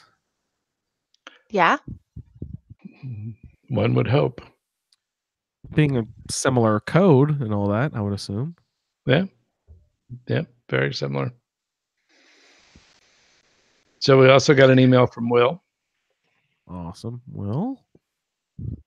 Speaking of, sorry to interrupt again. Mods, when they do come, they won't allow us to have game-breaking mods and stuff, but with cosmetic stuff like that flag, would they allow stuff like that, you think, eventually? Yeah, I got to imagine. I wonder how it works with updating everyone's server. That's the only thing is I'm trying to compute that in my brain, and I don't know anything about programming like at all. I think I might be able to code "Hello World." That's like the first step. Mm-hmm. But for cosmetic things like that, you have to update the entire server for everybody that's on that server and everybody that comes into that server. So I just wonder what that looks like on the back end, Well, I've heard it theorized that this will only become possible when private servers are available, and therefore everyone will have to have the same mods loaded in order to be on that server. That makes sense. And typically the server hosts a certain amount of the data that you get in your game, and so the person that runs the host server can put mods into a game for that server, and then the people that log into it are have those assets already in their computer. Now, if we do something like the Fallout flag where there's a custom graphic, then that one would have to be shared amongst the people that log in. Well, at least theoretically, it sounds like eventually that's something that'll probably be on our template down the road here. Sounds good. Yeah. All right, so I interrupted. We're getting into another email, right? Yeah, Will, he had some good stuff to say here. All right, Will. Hello, I've been trying to think of on things, but haven't really come up with anything useful. But you asked us to think of stuff, so at least I tried to spitball some things. First, I definitely agree with the min-max role. It would create more diversity among the characters and force them to be less generic. Second, it's possible to avoid conflicting cards. If we do a min-max, you wouldn't want to have to take something like Scattershot in strength, commando and perception, science and intelligence, and any one gun, army, and luck. Since one is shotguns, one's automatic rifles, one's energy weapons, one's heavy guns, it's likely those cards will be useless. Say I had Scattershot, so I decided to try a shotgun build, but only had 2 points available to me in luck. Having to pick one gun army would then really be tough. Maybe it could offer our alternative choice in each category to select if we feel the first choice isn't conducive to a consistent build. Or cards could have tags associated with them, such as generic, shotgun, power armor, etc. And the generator could weight some of this forward towards one of the tags, or be smart enough to know the conflicting ones. Other things that I'm not really proposing, but just throwing out as options, Power armor, no power armor. I know some things pretty much require power armor, but players could try to spend as much time as possible in or out as assigned. Random power plants to power up at one point in the season. Try to complete a set of assigned legendary armor like unyielding, weightless, bolstering, vanguard, etc. Sorry if it seems scatterbrained. I'm just trying to write in the middle of a busy workday. We won't tell your boss, Will. Thanks, Will. I like the armor collection. I like that. Yeah. And I like the power armor, no power armor, because that would be a challenge. Yeah, I like that one too. That one's pretty straightforward to do, as is the random power plant to power up. I liked that one. That's a good one. It's a good idea to learn to do that even if you know, if you're learning the game, to go do a power up and figure that out. And then also you can just get some with those cores there. Just turn on the core generator and it pumps them out. I love doing that. Now that I got a jetpack, I'm burning through fusion cores a little more quickly than I was before. There's a card for that. I need to. There's a card for every fucking thing. But I need to power up a power plant and collect some. Build one of those generators. Yeah, and a type of legendary armor. Unyielding, weightless, bolstering, vanguard. Yeah. And even a type of armor, like leather, forest, whatever forest armor is. Oh, that's specific. Yeah, that'd be tough. Yeah, that's fun. Yeah, so then he also sent in a supplement. So along with legendary armor, you could also have weapon effects to try to get regardless of the weapon type. Now, I was thinking, do all effects happen across all weapons? Are there melee effects that aren't on ballistic and vice versa? Yeah. Have you ever seen a 2-shot Deathclaw gauntlet? Does that shit exist? Because I would like that. I think they patched the melee stuff to not have the 2-shot. Oh, or explosive. Or explosive. Explosive fucking power fist would be the best thing ever. That would be so fun. Oh, wow. That actually would be pretty cool. Yeah. No, that would be great. Will's suggestion here about the cards, I understand that one. We're having to try something more oriented towards one of the weapon types, because it does really get spread around with the whole selection of cards we have. Well, and especially, if we have a special with only one point in it and assign a card to it and it doesn't fit the build, then that's going to be particularly hard. We have always said also that if you need to do a couple subsequent rolls to change one certain thing, that you can also do that. That's true. Yeah, rule 1, have fun. Exactly. If you like 9/10, 4/5, whatever, 2/3 of the character roll, you can feel free to take a couple more rolls to change the few aspects. Say like you've done 80% of stuff that looks great, but that 20%, that's stuff that I've done a lot and I'm kind of bored of that. Go ahead and roll a couple and just take those 2 categories over or whatever. So I've built my camp in the mire too many times. Well, re-roll that one and until you get something else. Do what makes you happy. Have fun. Do what makes you happy. Don't be a jerk. Yeah, and I inadvertently learned something about cards tonight. What happened? When I was playing with Cobb. So when you level up and you pick the special that you want to put your perk in, it automatically brings up the cards for that special. Mhm. So if I like, so for his 35th level up, he had to pick endurance. So picked endurance, but I was debating because I really wanted to get him some mutations, but he doesn't take another luck point until level 36, and I'm fairly certain Cobb will not see level 36 before the end of the roundtable.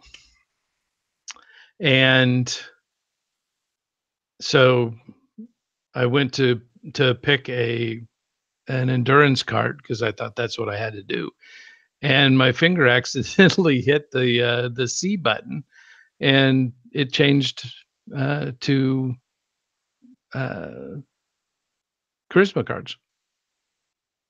I'm like, oh shit. So you don't have to pick. I always thought that you had to pick a card from the special that you I did just too. picked, but you don't. I heard you saying that like a month ago on one of the episodes, and I was like, Yeah. that's not how it works. You can pick one of the other cards. It never occurred to me that you could change it because it always, and it makes sense that it brings it up. If you picked endurance, clearly you must have wanted an endurance card because why else would you pick it? But it never happened. I never even tried. So I learned something today. And so anybody that listened to me before, ignore it. Well, Mhm. typically anything I say, take with a grain of salt because it is only my experience. I'm not thoroughly testing these theories. Did we ever promise to be accurate on this podcast? Because I don't remember saying that. Oh, I know I've said a couple wrong things on the show Yeah. before. I don't remember agreeing to that part of the So, the but you say it with conviction. always. So, but I anyway, had no that's what I there. learned. I think we've generally guaranteed that we're probably inaccurate. Right. Well, If you want, yeah, it, you want so hard this facts, stuff is just for the new people yeah. that haven't already realized we're wrong. So Like, if you're playing yeah. on an Xbox controller, like somebody on a PC might be, I don't know who that would be. What button do you push to get other cards? You press B to go back, I think, and then Oh, okay. you can toggle with your shoulder buttons between categories. Yeah, on a keyboard it's C and Z, right? Yep.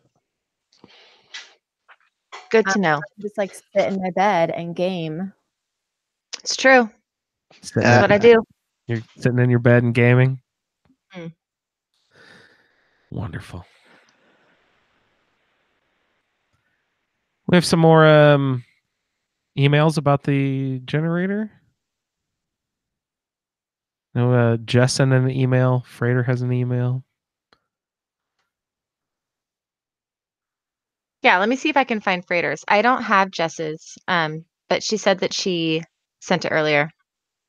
Okay. Okay, So while we're so talking, how much information you want me to cram in on this thing?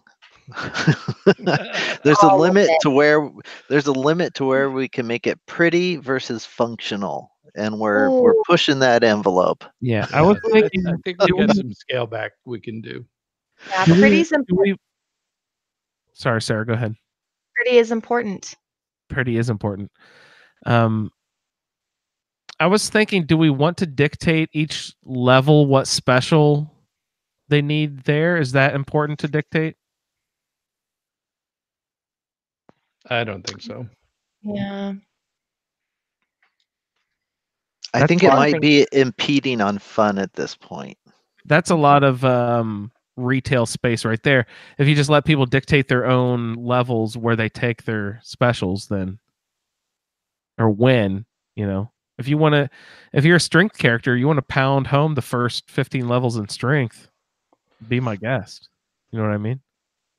You shouldn't have to wait till level 50 to be topped out at your No, actually, I like on my other character. I liked it. I was focusing in on luck, and I stopped taking luck points because I wanted to save some, like right as I was getting towards 50, so that I could get those higher level perk cards. Because if I took all 15 for the first 15 levels, I wouldn't have seen some of those other luck cards until later, or I'd have to switch back and forth when I took a level. That's a good consideration. That's true. So we do want to dictate?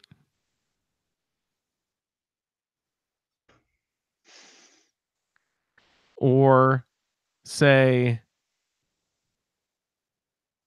no, I don't even know. Ideas out there, anybody? Let us know. Yeah.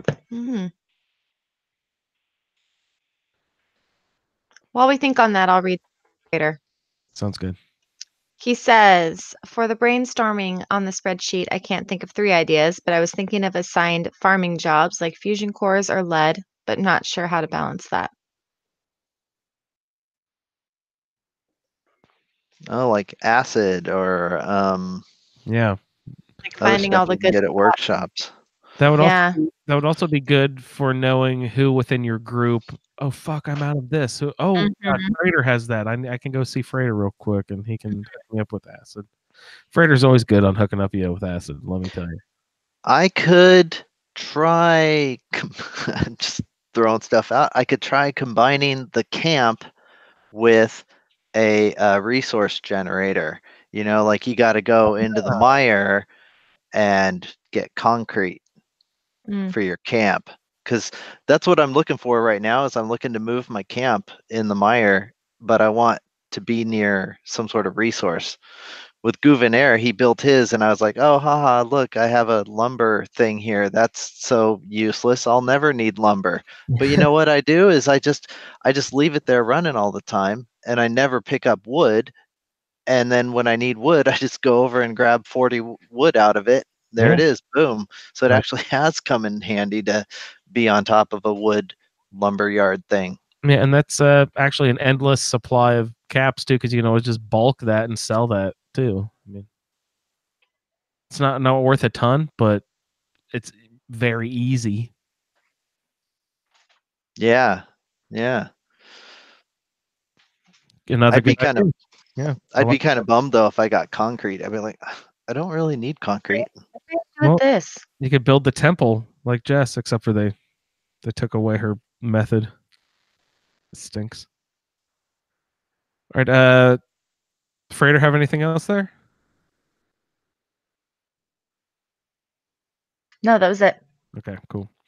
Let's see, Freighter email. We also have one from Jess. I will check in with Jess here. Let's see what Jess says. Dearest Fallout feed, I hope my email finds you well. Per Mr. Stephen Carlson's request on your Facebook group, which I am told people should visit, please see generator questions below.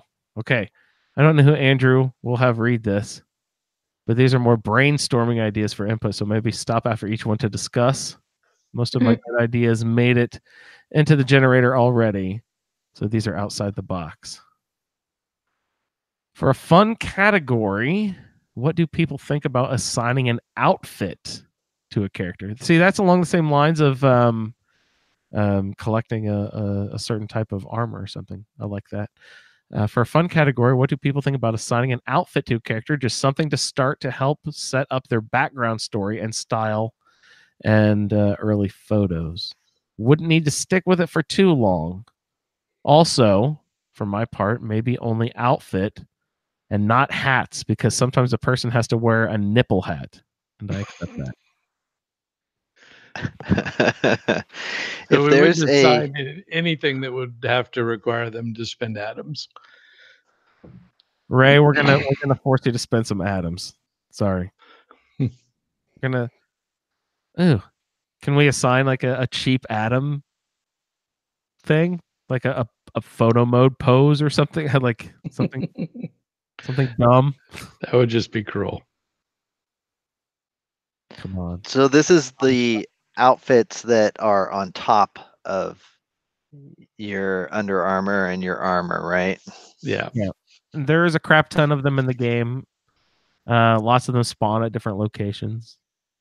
My favorite recently has been the swimsuit. That's really nice. And I've just gotten the inspector's outfit from the Atomic Shop. But my recent in-game find is I've been collecting the swimsuit. I'm hoping it's spring break here in Indiana right now. The weather's just starting to get a little bit fresh. All the high school is out, and kids are out for 2 weeks or whatever. And so I was kind of hoping maybe this weekend or next weekend and the Xbox meetup group we could do a spring break event with everyone, and I'll hand out all these swimsuits that I've been collecting and fashionable glasses, and we can all run around in swimsuits and glasses and take on a horde or something. I just thought that'd be fun. So I've been collecting swimsuits so we can get together, you guys, for a little spring fling activity, spring break stuff. Get ready, Xbox guys. It'll be fun. See all you guys in your swimsuits. That sounds hilarious. But on a personal note, myself, I would like to announce here first that I did finally get the responder bot, and I found the hunter's long coat on him. Ooh, nice. Dun dun. Is that hunter's long coat? Is that like old Longfellow's coat or something? It is. It is. Is that a coveted item in the game? Yes. It's a rare, hard to get item, and I had to hunt for it quite a bit before I got it. Yeah, because that's one of those double randoms, because there's 6 or 7 different spawns that can happen in that same spot, and he has like 20 or 30 different items that he has in his level list. Yep. And he only spawns with 2 of them. Yeah. So first of all, you have to make him appear, and then not only that, he has to have the right items on him. So he's this robot that people get to randomly spawn, right? And yeah. The vendor, he has a cow he takes with him around everything. Yes. I've been having fun with some of the random spawns, though. All sorts of neat things have spawned up for me. One of the things I was going to mention was there's at one spot over by Helvetia. I got a scientist, and he's like an escaped Chinese scientist, and he has a code on him that leads you over to like Mama Dulce's, and underneath Mama Dulce's is this Chinese bunker that they were like spies in the United States, and that's where those robots are coming from, the little jumping ones. So if you random spawn this scientist guy, he gives you the code to get in, or key to get in underneath Mama Dulce's, and you can go in there and read the terminals about the Chinese spies in the area. Does that have like a side quest that sparks when that happens or anything? No. Yeah, there is a quest that sends you there. Oh yeah. Yeah, but it's not related to you finding that scientist. Phil and Eddie were doing it, and I was along. Like, okay, great. And there's a locked cage inside there, and I was able to just walk right in, not knowing that it was anything special, but because I had that key card, I was able to get into it.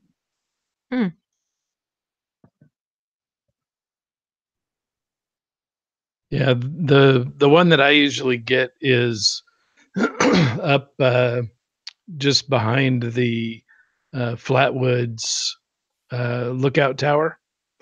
There's a little house, and it's got a parking lot in front of it, and there's always a random spawn there of some type. and have gotten some rather interesting ones there.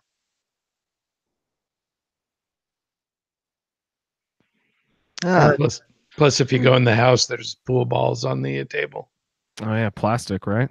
Mm-hmm. Yeah. Eric in our group always does the random events, looking for the trick or treater plans. Yes. Yeah. See, it'd be cool to put some of that into the round table, but being that they're random, some people might never see these things, you know? Well, it takes server hopping and stuff if you're trying to actually actively look for it, you know? Or, yeah, I guess it's server hopping just in the same location over and over. Yep. Or I guess there's a bridge that you can run back and forth and get different stuff to spawn, right? You don't have to server hop that one. No, you still do. Oh, you do? Okay. But it gives you 2 chances at the responder bot. Well, at both ends. Okay. Yeah. And that is where I ultimately found him was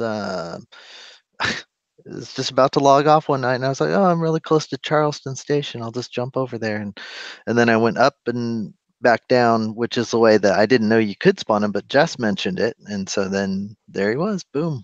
And I was about to ask, and what is the benefit of spawning this robot? What does he have? What are the special items? But it is this longshoreman's coat. And there's that. Yep. And he also has a cuckoo clock for your camp. Oh. So if you're looking for a nicely designed little non-functional decorative thing for your camp, he has a cuckoo clock plan. Is there other sources for that? Because I think I have the cuckoo clock plan, and I think my first interaction with him was today, I believe, with Gabe. I think. Are there other sources for the cuckoo clock plans? Not that I know of. Maybe. Okay, I bet you someone else in the group had them and gave them to me. I bet you that. Yeah, all the could time. be. Yeah.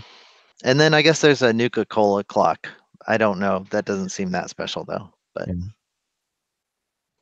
have you done evidently there's some secret crazy go all over the map quest to find the Nuka-Cola paint for power armor? Oh, man, I've not even touched that. Yeah. But that responder bot guy, he also has a clean astronaut outfit. Oh, well, okay. It must have been Eric. I think he was doing the other day. He had like all 8 of them. Was that Eric? I think it was. Yeah. There's a bunch of different outfits he has, and I think he had a lot of them. It was cool. Good little fashion show. Fashion show at lunch. So what else did Jess have to say on the email? She had a couple items, yeah? Days, quests. And so before we move on, we're okay. An outfit to a character, at least to start off with, to help add to the background story. I think that's a good idea to help with the motivation of a character. That could help. I think that's a cool idea. Number 2 here, she says days/quests in survival mode.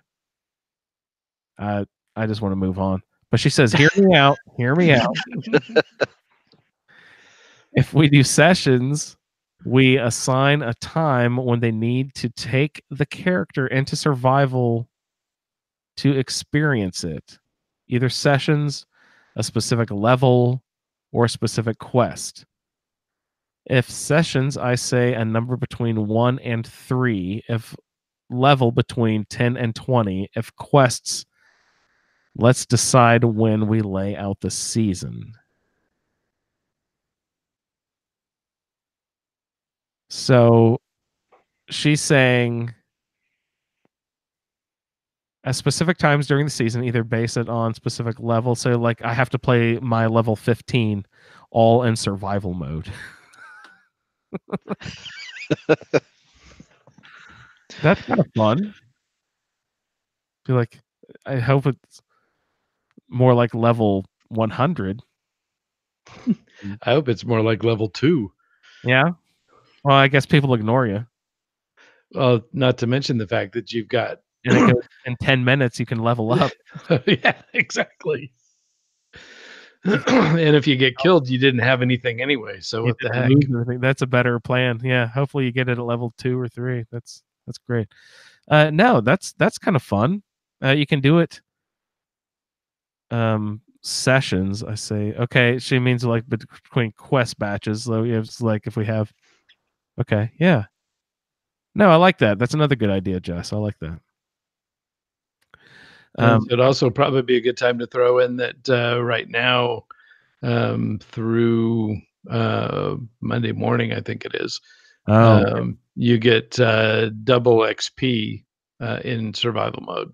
So now what I would want to do is go to a blast zone at White Spring. I almost said White Run at White Springs, but everyone else and their mother will be there, and they will be killing each other. Well, it shouldn't be able to, because at that point you're all on the same team. You in survival mode, you team up with other random people who show up to blast zones. Well, so if you look when you're in a blast zone, everybody is everybody's the color of your team. So you get that kind of dark yellow, name change from the light yellow. Yeah. And that's why, you're not all killing each other when everybody's just, shooting everything in sight, and melee characters are swinging their hammers everywhere. Yeah. And you're not going into PvP at that point. Blast zones turn off PvP. Yeah. Gosh, I don't think I'd ever realized that. Of course, again, I could be wrong. Your mileage may vary, but that's and you saw the same thing at Foshnok. When you were in the Foshnok parade, there was no friendly fire in Foshnok. I got so paranoid a few times when I accidentally pot shot a couple of people. You know what I mean? You're like shooting and all, they run in front of you. You're like, oh my god, I don't want to PvP them. But yeah, you're right. I never did end up being wanted. So now, as soon as the event is over, it's possible. But during the event, while the event is running, it's not. So I don't know how that works in the nuke zone, but that's been what I've seen, because it's all hell breaks loose, and people are not paying attention to where they're shooting. They're just trying to kill everything. But you don't enter into PvP. I'm gonna make sure I notice next time I go to a blast zone everyone's indicator color, see if they all turn yellow. I've never actually noticed that before. So I haven't tried it in survival. I spent a very short time there. You're saying this is only in adventure mode? Survival mode might be a different story, though. But what sense would it make to do that? Caps, junk. You're just as likely to die as anybody else with all the havoc that's going on. So, but I'm just saying, because of the game mode, I doubt that just because it's a blast zone they turn off. Like, there's no way just because of survival mode they would absolutely have to keep PvP mode on everywhere. I'm assuming, right? They wouldn't turn it off in a blast zone, right? No. We'll have to check it out and see. Interesting. Let's figure this out. I still I did go into, I was going to say I still haven't gone into survival mode, but I did. It was just so unremarkable that there's really not much to report on. I was there with some highly experienced people who like to adventure and run off and do stuff. So they were off killing people and getting killed. And I would see up in my left-hand corner indicator, like all these people were dying and coming back to life and killing other people who got revenge and this and that and the other, while I hid in a corner for like 40 minutes. So you didn't get any XP from killing anything? I didn't kill anything. I just sort of stood around and like no. There was we wrecked someone's camp. I guess that's a thing in survival mode. You're supposed to. I don't like that. That felt weird, but Did you use a drill? Is that the only function that a drill has, is to like destroy a camp? It seems to tear through them pretty fast. I saw some Does guy on it? YouTube. He was like destroying camps with a drill. Yeah. That would make Oh. sense. that's cool. What I about- didn't see anything online about that. You know, nobody else was saying, yeah, use this to destroy camps, but this guy was just tearing it up. Interesting. What about the chainsaw, or is that little Oh, yeah. what that little handheld chainsaw thing? Does Rippers. Ripper. the Ripper, is that in this game? Are there rippers in this game? Oh yeah. There are. Nice. Interesting. So I like that survival mode idea, Jess. We'll talk about it more and we'll pound that one out. That's a good idea. I think that should be included. All right. Okay, let's end with a fun one. Do you think we should upgrade the generator with a new paint job? And if so, which one? Donut shop, sugar bombs, camo? Please discuss. Abraxo. Are these all skins available in the atomic shop? The donut shop, Pit Boy skin, sugar bombs. I don't know, but I think donut shop would be cute. Donut shop would be adorable. I always wanted to get that one for Fallout 4, but I kind of stopped checking the daily Yeah. free ones. I didn't know. Do you think that ever came up as one of the free available ones? The Slocum's Joe donut shop mod. Hmm. I don't think the donut shop ever came up as a free one. But then again, I didn't think that the was it the Skyrim helmet and sword would come up as a free one either, but it did. Yeah, I never logged in to get that. That stinks. I did. I'll play it on Mothman. the next one. What was that about Mothman? Mothman skin would be cool. Yeah. Like the power armor. Unstoppables. I like the sleeping bag for all the Unstoppables characters is really cool. And the beds. It's really neat. Or the stash box. You So could, I'm thinking Jess needs to get on it. Yeah. Well, she's our art director. Yeah. Yeah, what are you You doing can- suggesting it? Just make them. Just design it. What are you doing? Get on. Sure. All right. She says, thanks all. Hope you're having a good show. Warm regards, Miss Jess. Thanks, Jess, for your email. Yeah, those skins are a great idea. I do love that. And since she's the one who would have to do it and she's suggesting it, I'm totally down with it. She'd have to do the work, and she's making the suggestion, so no one's like putting more responsibility on anyone else. So yeah, Ooh, a good idea. mix of We mysteries. we just need the idea then, and she'll Ah, do that's the work. really cute. Mr. Flatsy, or the Flatwoods monster skin. Well, all purple. Enclave is really cool. If you've seen their Under Armour suit, it's kind of a neat design. Yeah, do we want to be told what kind of Under Armour to have? Like, Ooh, that's choice good. of Under Armour? Yeah, there's a couple of different Under Armours you can get, like 4 or 5, or does each faction have their own Under Armour? Yeah, I think they do. I don't know about the Free States, but Raiders have like 3. Did we assign factions? We did assign factions. It doesn't make sense since we played through all of the factions. we did it before we knew what it was. Yeah. So assigning the faction should turn into getting that faction's Under Armour.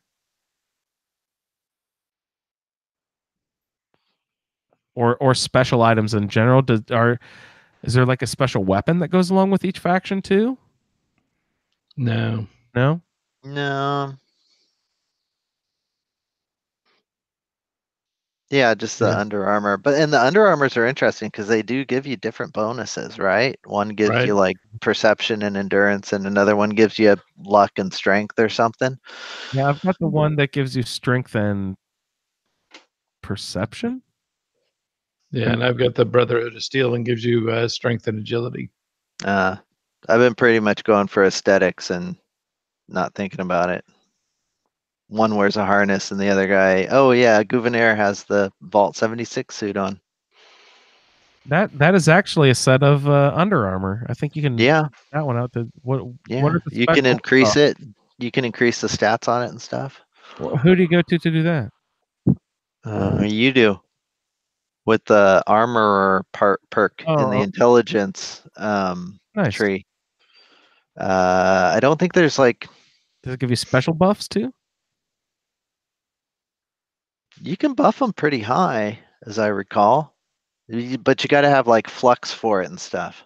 You Yeah. can do like the first 2 levels real easy. You still got to get the plans for it somewhere. Mostly the train vendors sell the either mods or the plans for it though.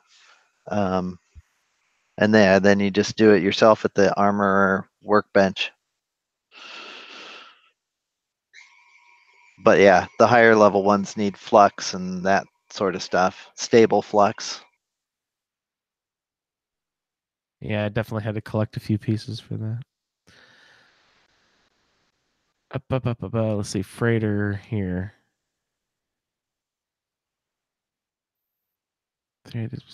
Farming jobs. Okay, you already said that one, Sarah. We got freighter's email. Jess's email. Is that all their emails? That might be all their emails. Steve, there was some Wasteland news from inside the vault that caused a little bit of a controversy on Reddit. Did you read anything into this? I read a couple of them. So yeah, the Inside the Vault came out just this morning, yeah, and Earlier today. it said something about in the Atom shop, they're going to start selling repair kits. A utility item that will help you spend more time looting and shooting and less time toiling away at a workbench fixing your gear. They have apparently received lots of requests for them, and they're excited to add them. So they come in basic repair kits and improved repair kits.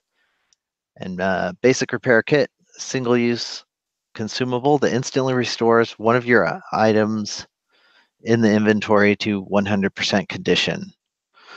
So you can use that anytime, anywhere without spending any of your own crafting materials. And the improved repair kit will work the same way. Single-use consumable.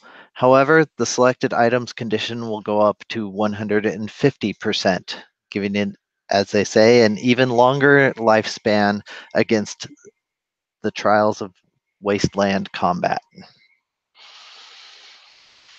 And I think people are up in arms because you have to either earn the atoms in game or you can purchase them with real money.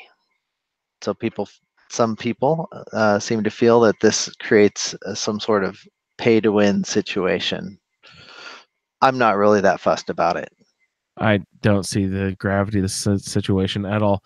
Although one of the posts that I was reading is someone saying was saying that this is the beginning of the slippery slope. Bethesda, first and foremost, promised everything in the Atomic Shop would never ever be game enhancing whatsoever, should always be only cosmetic only. And now they have already gone back on their word and they betrayed us and blah blah blah. You know, like going off the deep end that they were insulted personally by Bethesda, saying that they would never have game enhancing stuff in the Atomic Shop, right? I mean, that was promised to the game, the public here, our community. Yeah, no pay to win. And this is pay to win in some people's mind. How is this pay to win? How is it not pay to win? What is this? It just makes it so you don't have to hop back home to repair something real quick. Yeah. So if you're in survival mode and you're fighting it out with people, your weapons are degrading. At some point your weapon's going to break, so you have to break off and go get it repaired. Well, the other guy, while you're running off to repair your weapon, repairs his instantly, and boom, you're dead. And then you respawn and he's waiting there for you. and his weapon breaks, he repairs it on the spot. Boom, you're dead. So that's the one place that I see that this could be a problem where somebody could use these to basically soak you of all your caps. And I understand your weapon breaking, but one of the things we brought up in our Xbox group that we were chatting earlier today about this, every single one of us confirmed that we carry a secondary weapon for when our first weapon breaks. No one goes out fucking with one weapon that'll break. Right. But eventually that one's going to break too, unless you have a chance to, get somewhere, where you. So yeah.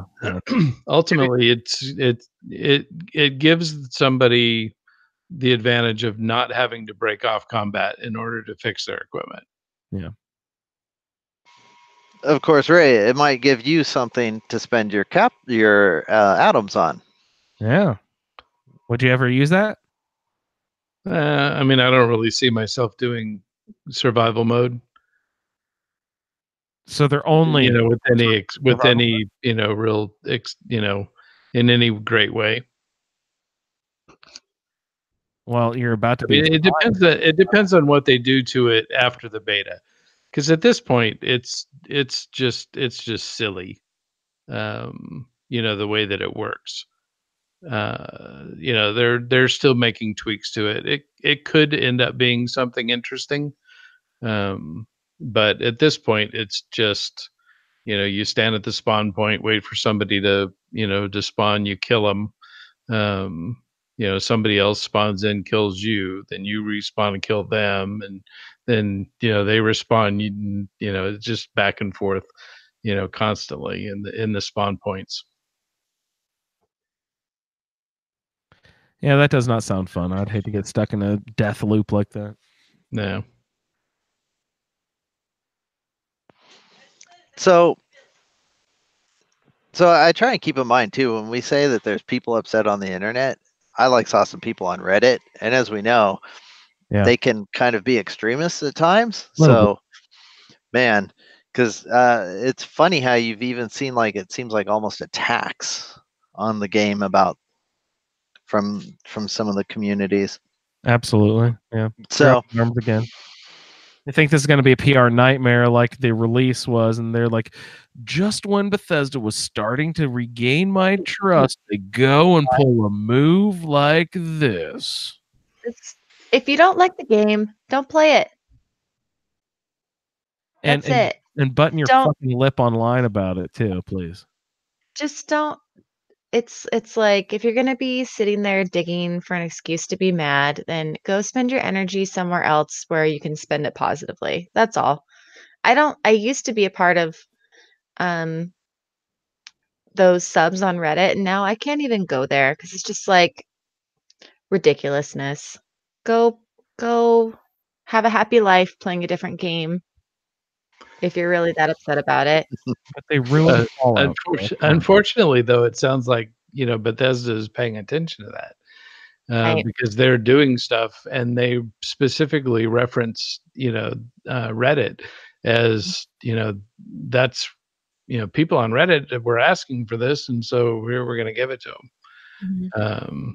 So that just spurs that on even worse. All right, Sarah and Steve, you guys are both frequent Reddit users. Tell me how many thousands and thousands of posts all over the place, people begging for these repair kits. Of course, you must have been drowning in repair kit posts if the Bethesda had to include them in the game because of Reddit posts, right? They're just all over the place, I'm assuming. Of course. I mean, gosh, I have people, people I don't even know are texting to tell me. It was totally front page, man. Totally front page. Hot. This is bullshit. So they're not entirely uncanon. I mean, there are repair kits in other games. Yeah. New Vegas, right? Yeah. But does it really fit here? They probably could have done without it. Wait, I mean, how hard is it really to gather the stuff up, to repair your stuff, or just drop it and pick up another weapon? Yeah. Yeah, it's really not. And And I will say that I am the most on board for making the game as fair as possible.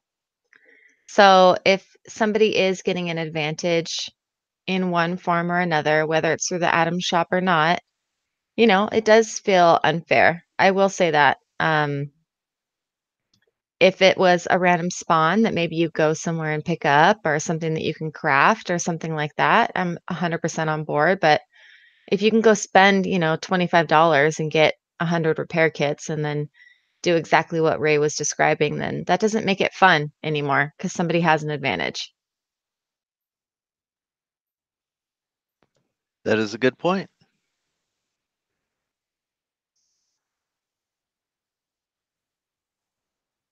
I am excited about a couple of the things that they also mentioned in the Inside the Vault. Lay it on me. There's like a dungeon coming out, which is kind of cool. So if we can Hey, all get right. people together and go do a dungeon, Yeah. yeah, it says it's under Harper's Ferry, so that'll be kind of neat. We haven't even seen any of those really, Wait, is right? there a vault at Harper's Ferry? It's not a vault. Not a vault. Huh, interesting. I assumed it was It's going to be a vault. It's called the Burrows.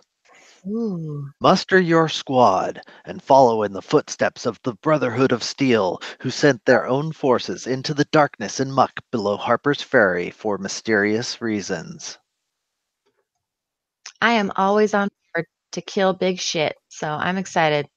Let's do it up. Totally. And also they're gonna give you a Snap-O-Matic camera. So you know how when you take photo mode and you can only take photos of yourself or whatever, I guess this is gonna be a way to take a screenshot photo or something. That's cool. Yeah. Yeah.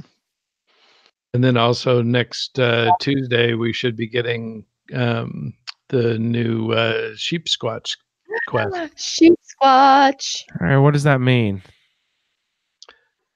So sheep squatch.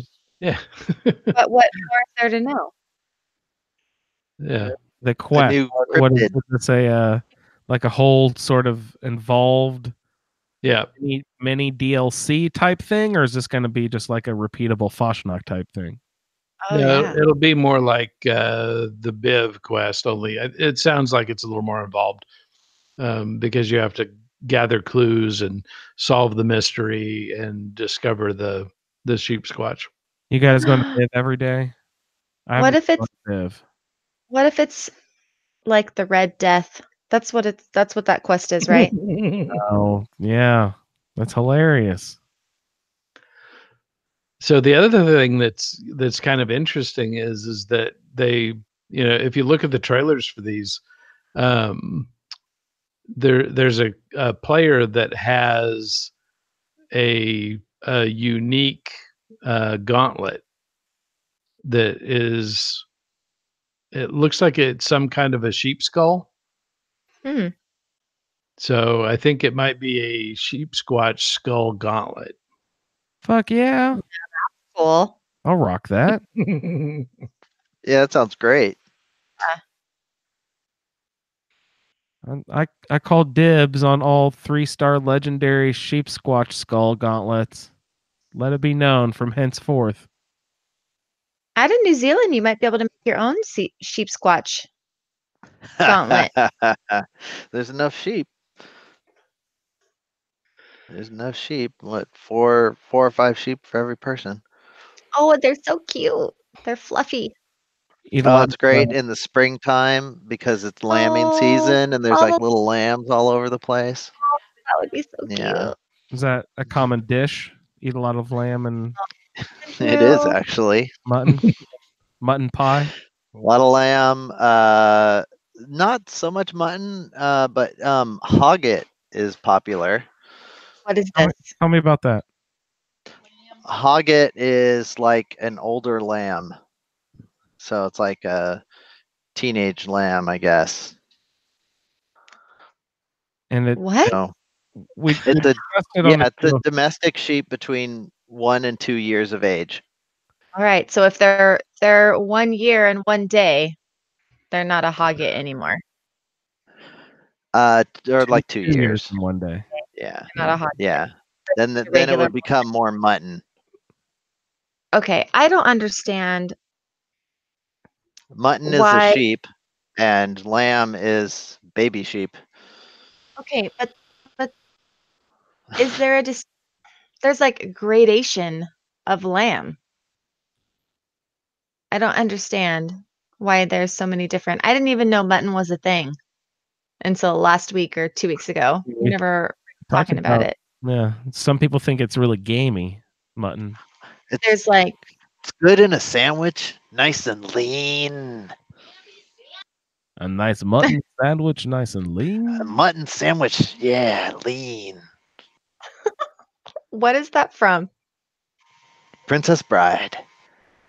Really? And Which part? The Billy Crystal character. He's Yeah. talking about making a Oh, in the mutton castle. sandwich. you're right. Have Oh, fun you're right. in the castle. Think they'll make it? It would take a miracle. That is he's really one of the best characters in the movie. It's an amazing film. So that's an interesting Interesting. bit of food there, Steve. What else do you got? I saw you post a.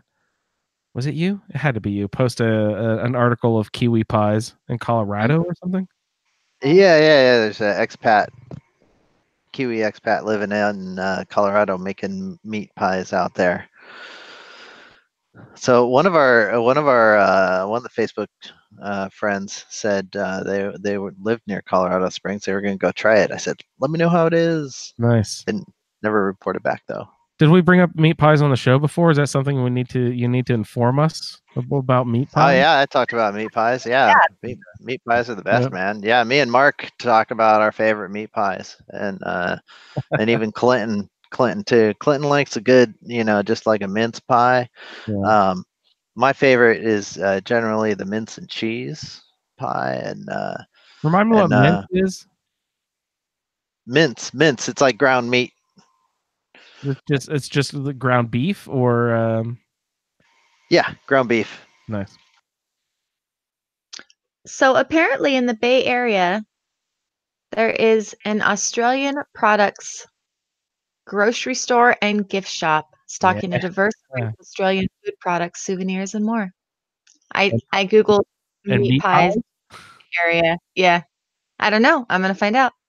Man, hopefully they have a sandwich shop attached with meat pies. That'd be great. Let me see. Yeah, Clint said he made meat pies for a while Hmm. back in the day as a youngin'. And I assume they're just It's a nice flaky pastry. pastry. A Oh, lot that's of butter in between each layer. Yeah. Yeah, and then you fill it with different stuff. It's not sold. I think I just gotta try it. You're not sold? What?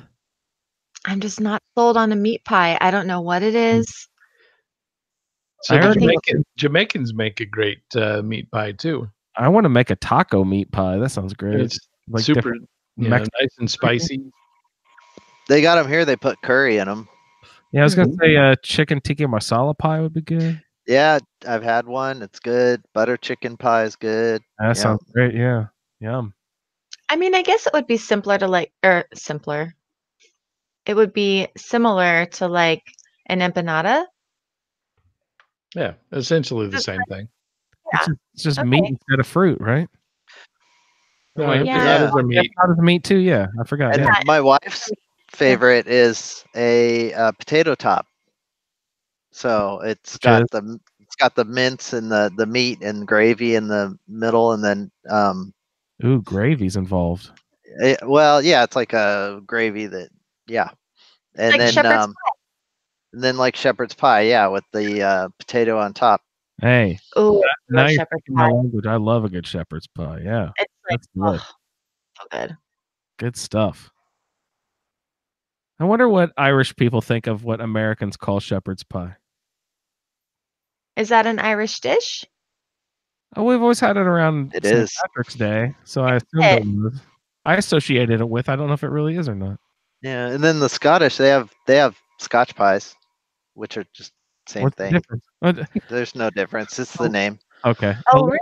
A local I'm sure bar- people would say there's like minor differences. Like I think it's more of a cooked Like top, but it's anyway. just 7 or 8 shots of scotch. That's a pie. A local bar here has Scotch eggs, and they're one of the most delicious things ever. I've tried to make them at home and they Oh, yeah? never work out. Oh, yeah. They seem like they'd be tough to make at home. Yeah, but they're great when other people make them. Yeah. My regional food submission for this week. My wife went home. Mo spent last weekend up at Grandma's house, so Tori met halfway to meet up with to Grandma to pick up Mo, and that happened in her hometown where she grew up, Kokomo, Indiana. So she went to one of our favorite places called Louis Coney Island, and it's sort of like a Greek hot dog stand almost, but it has now like blossomed into its own real restaurant. At this place, this local establishment, they have something called the baked hamburger, which is you take hamburger meat and like all sorts of flavorful onions and stuff and good seasonings. And instead of it being flattened out into a patty, instead is rolled into the shape of a hot dog.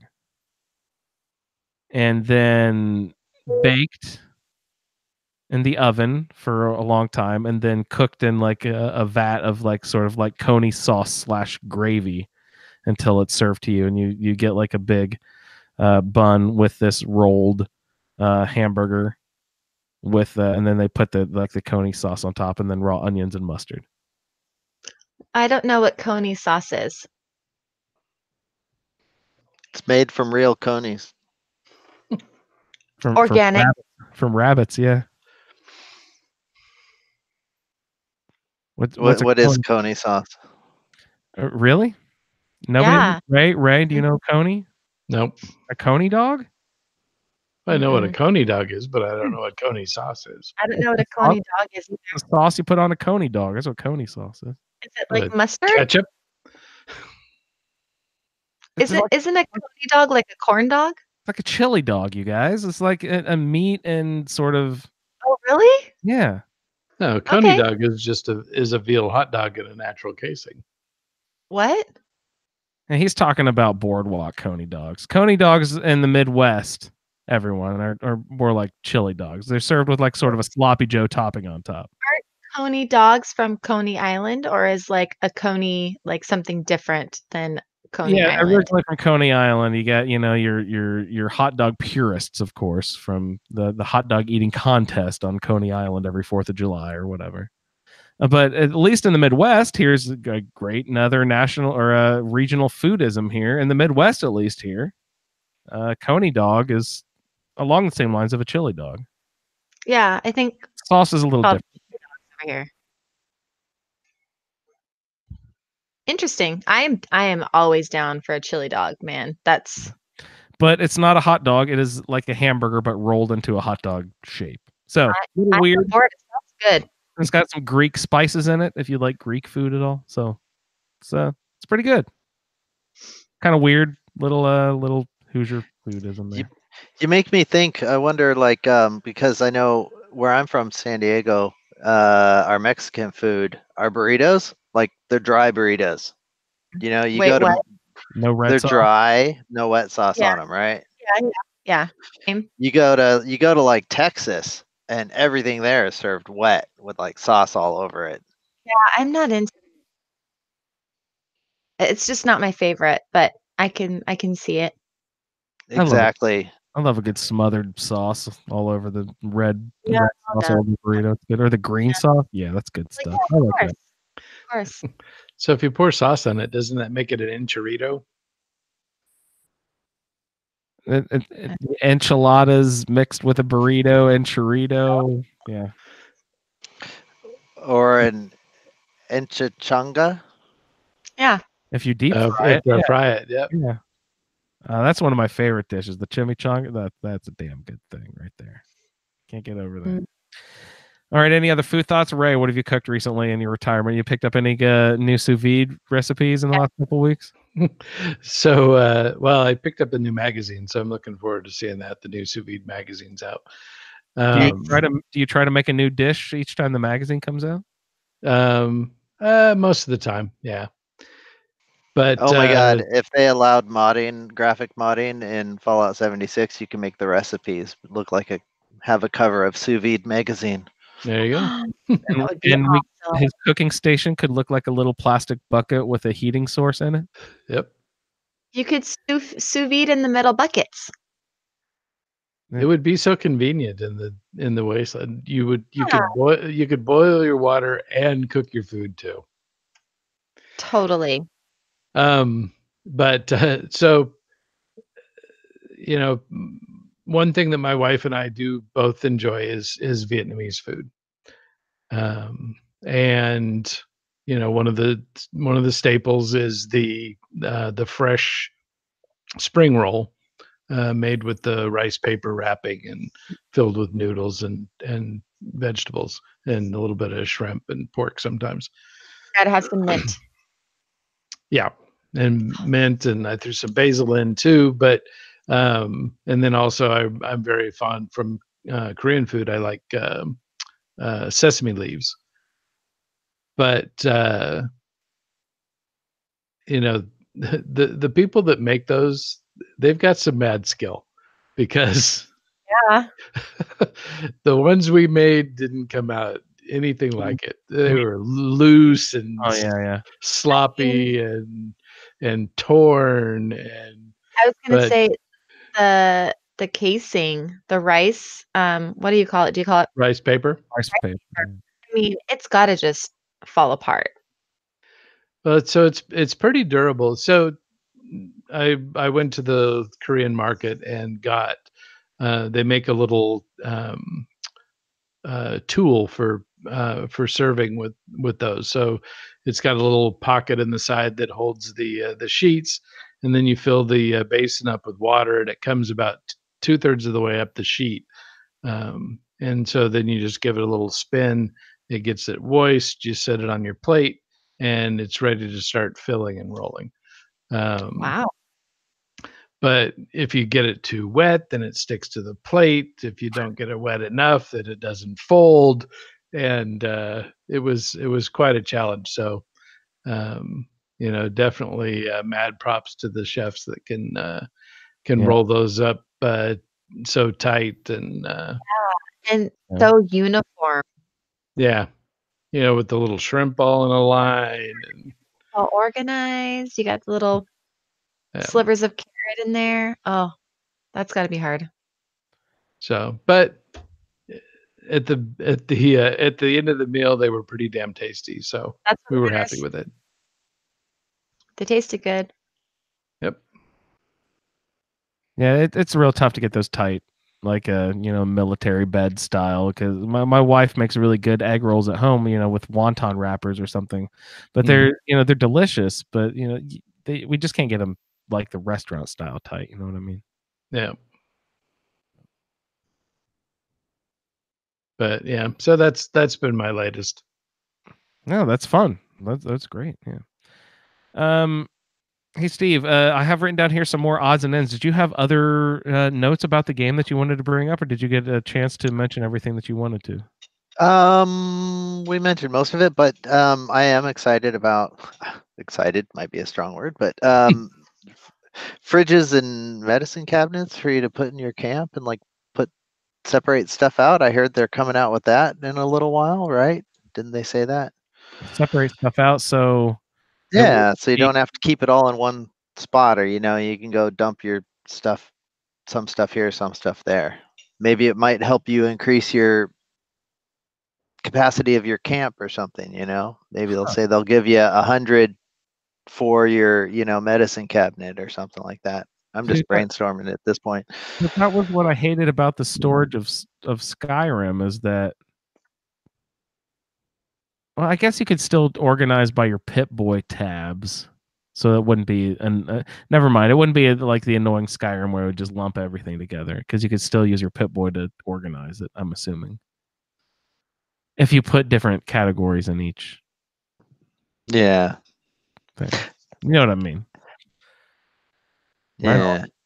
And then I do wish, I think you've mentioned these before, but that you could make people see your character name as opposed to your account name. Yes. That drives me nuts. It would help the role play a whole lot. Yeah. And then, I mean, or at least even if they don't do that, can they give us a 2-factor authentication for security on our accounts?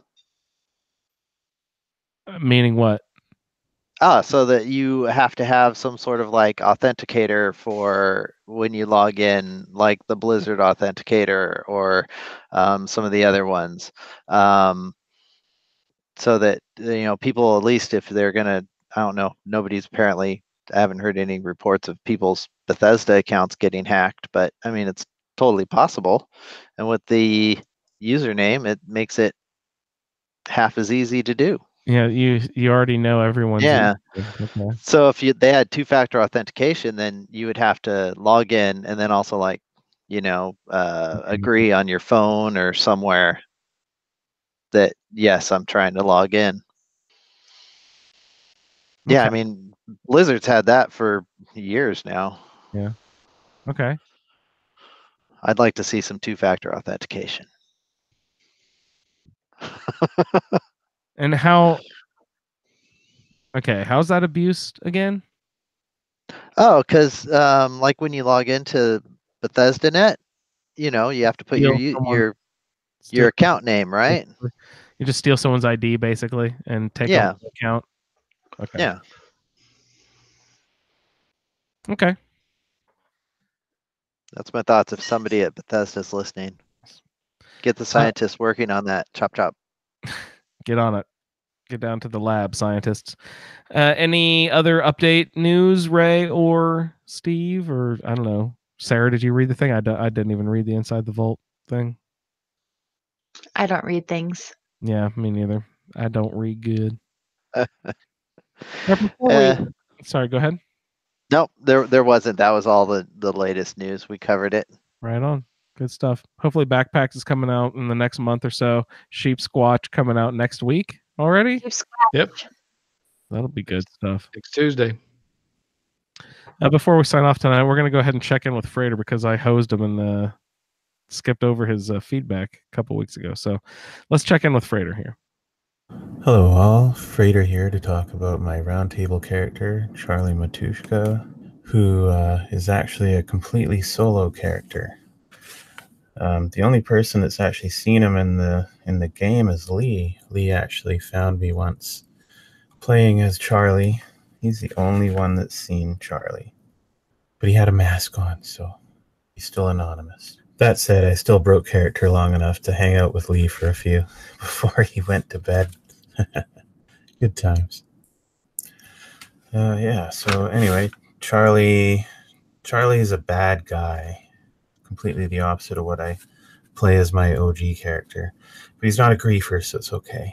He doesn't mess with innocent people. Not up close anyway.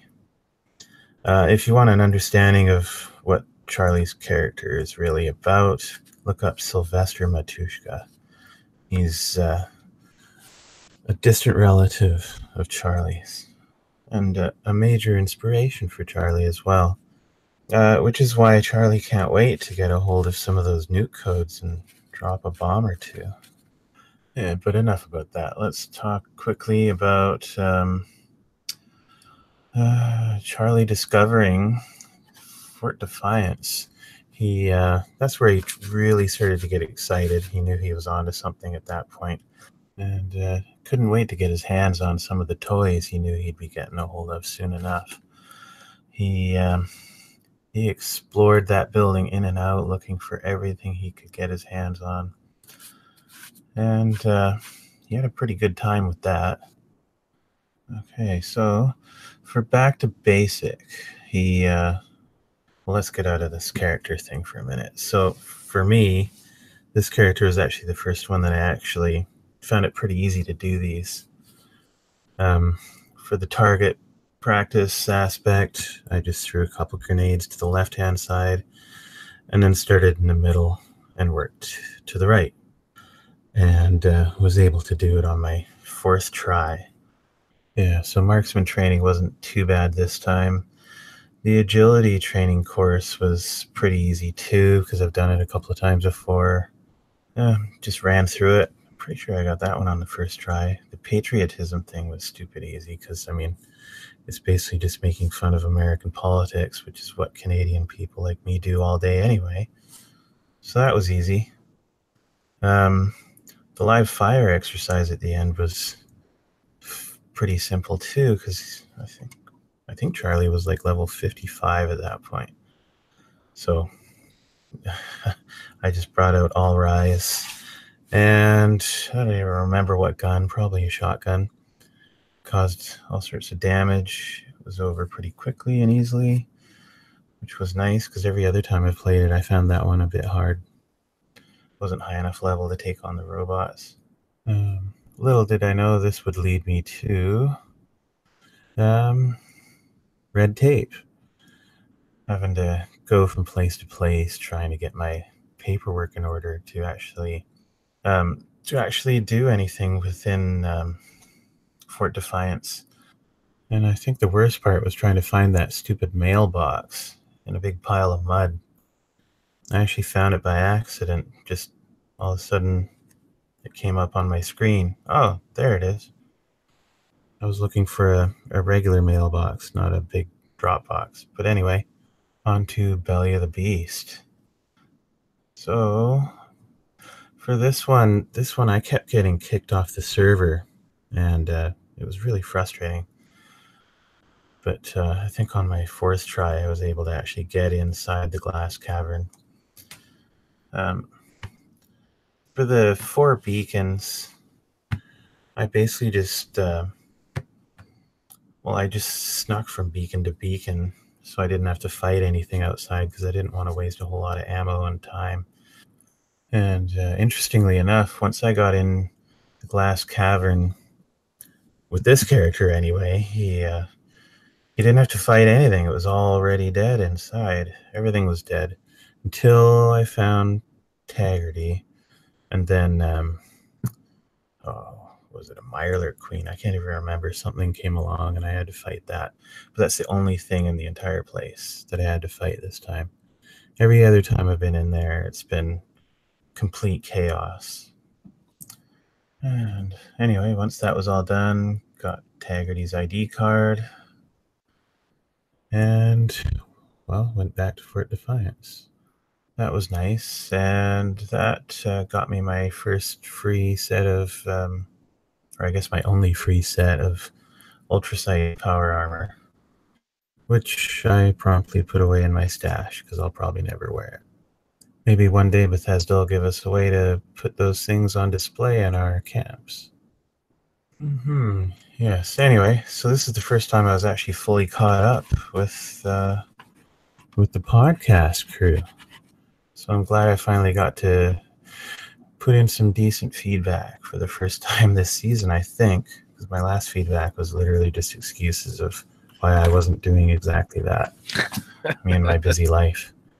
Anyway, hopefully everybody's doing well, and I'll see you in the wasteland. He and his busy life. His busy life was his fucking island was underwater. there was massive floods and shit. Freighter, take it easy, man. Yeah. Take care of yourself. Sorry, scary. guys. I can't send in feedback this week. I feel like such a douchebag, but my house is underwater. I wish I could send a feedback. Hey, one of the things he said about the power armor made me think I could add into the RCG a what type of power armor that you got to hunt down. Yeah, that is constantly a topic of conversation in the Xbox meetup thread. Like, Ooh, I have the mods for the T51B mod, blah, blah, blah, blah. Does anyone need that? You know, like everyone's looking for specific items and mods for each specific set of power. Oh, I got the XO1 plans over here, blah, blah, you know. So, Andrew, you're assigned the Raider power armor. Oh, no. I hate that. It's ugly. Big cage over my face. I don't see those too often. The Raider set? Yeah, not in like the nuke zones that I've been hanging out in. I haven't seen too many people wearing Raider power armor in there. That is true. That is true. I forgot that the Brotherhood gave you that power armor set. Well, I mean, it should be obvious, of course, it's them, but I thought I got that at the Enclave on my other character. That's the ultrasight power armor. How do you get the Brotherhood paint job? Is there one?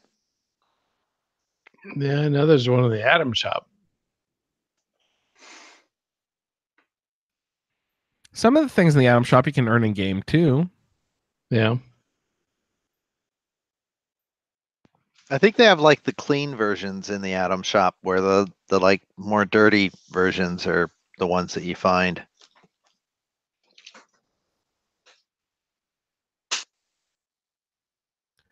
Is that paint job the one that kind of looks like Top Gun?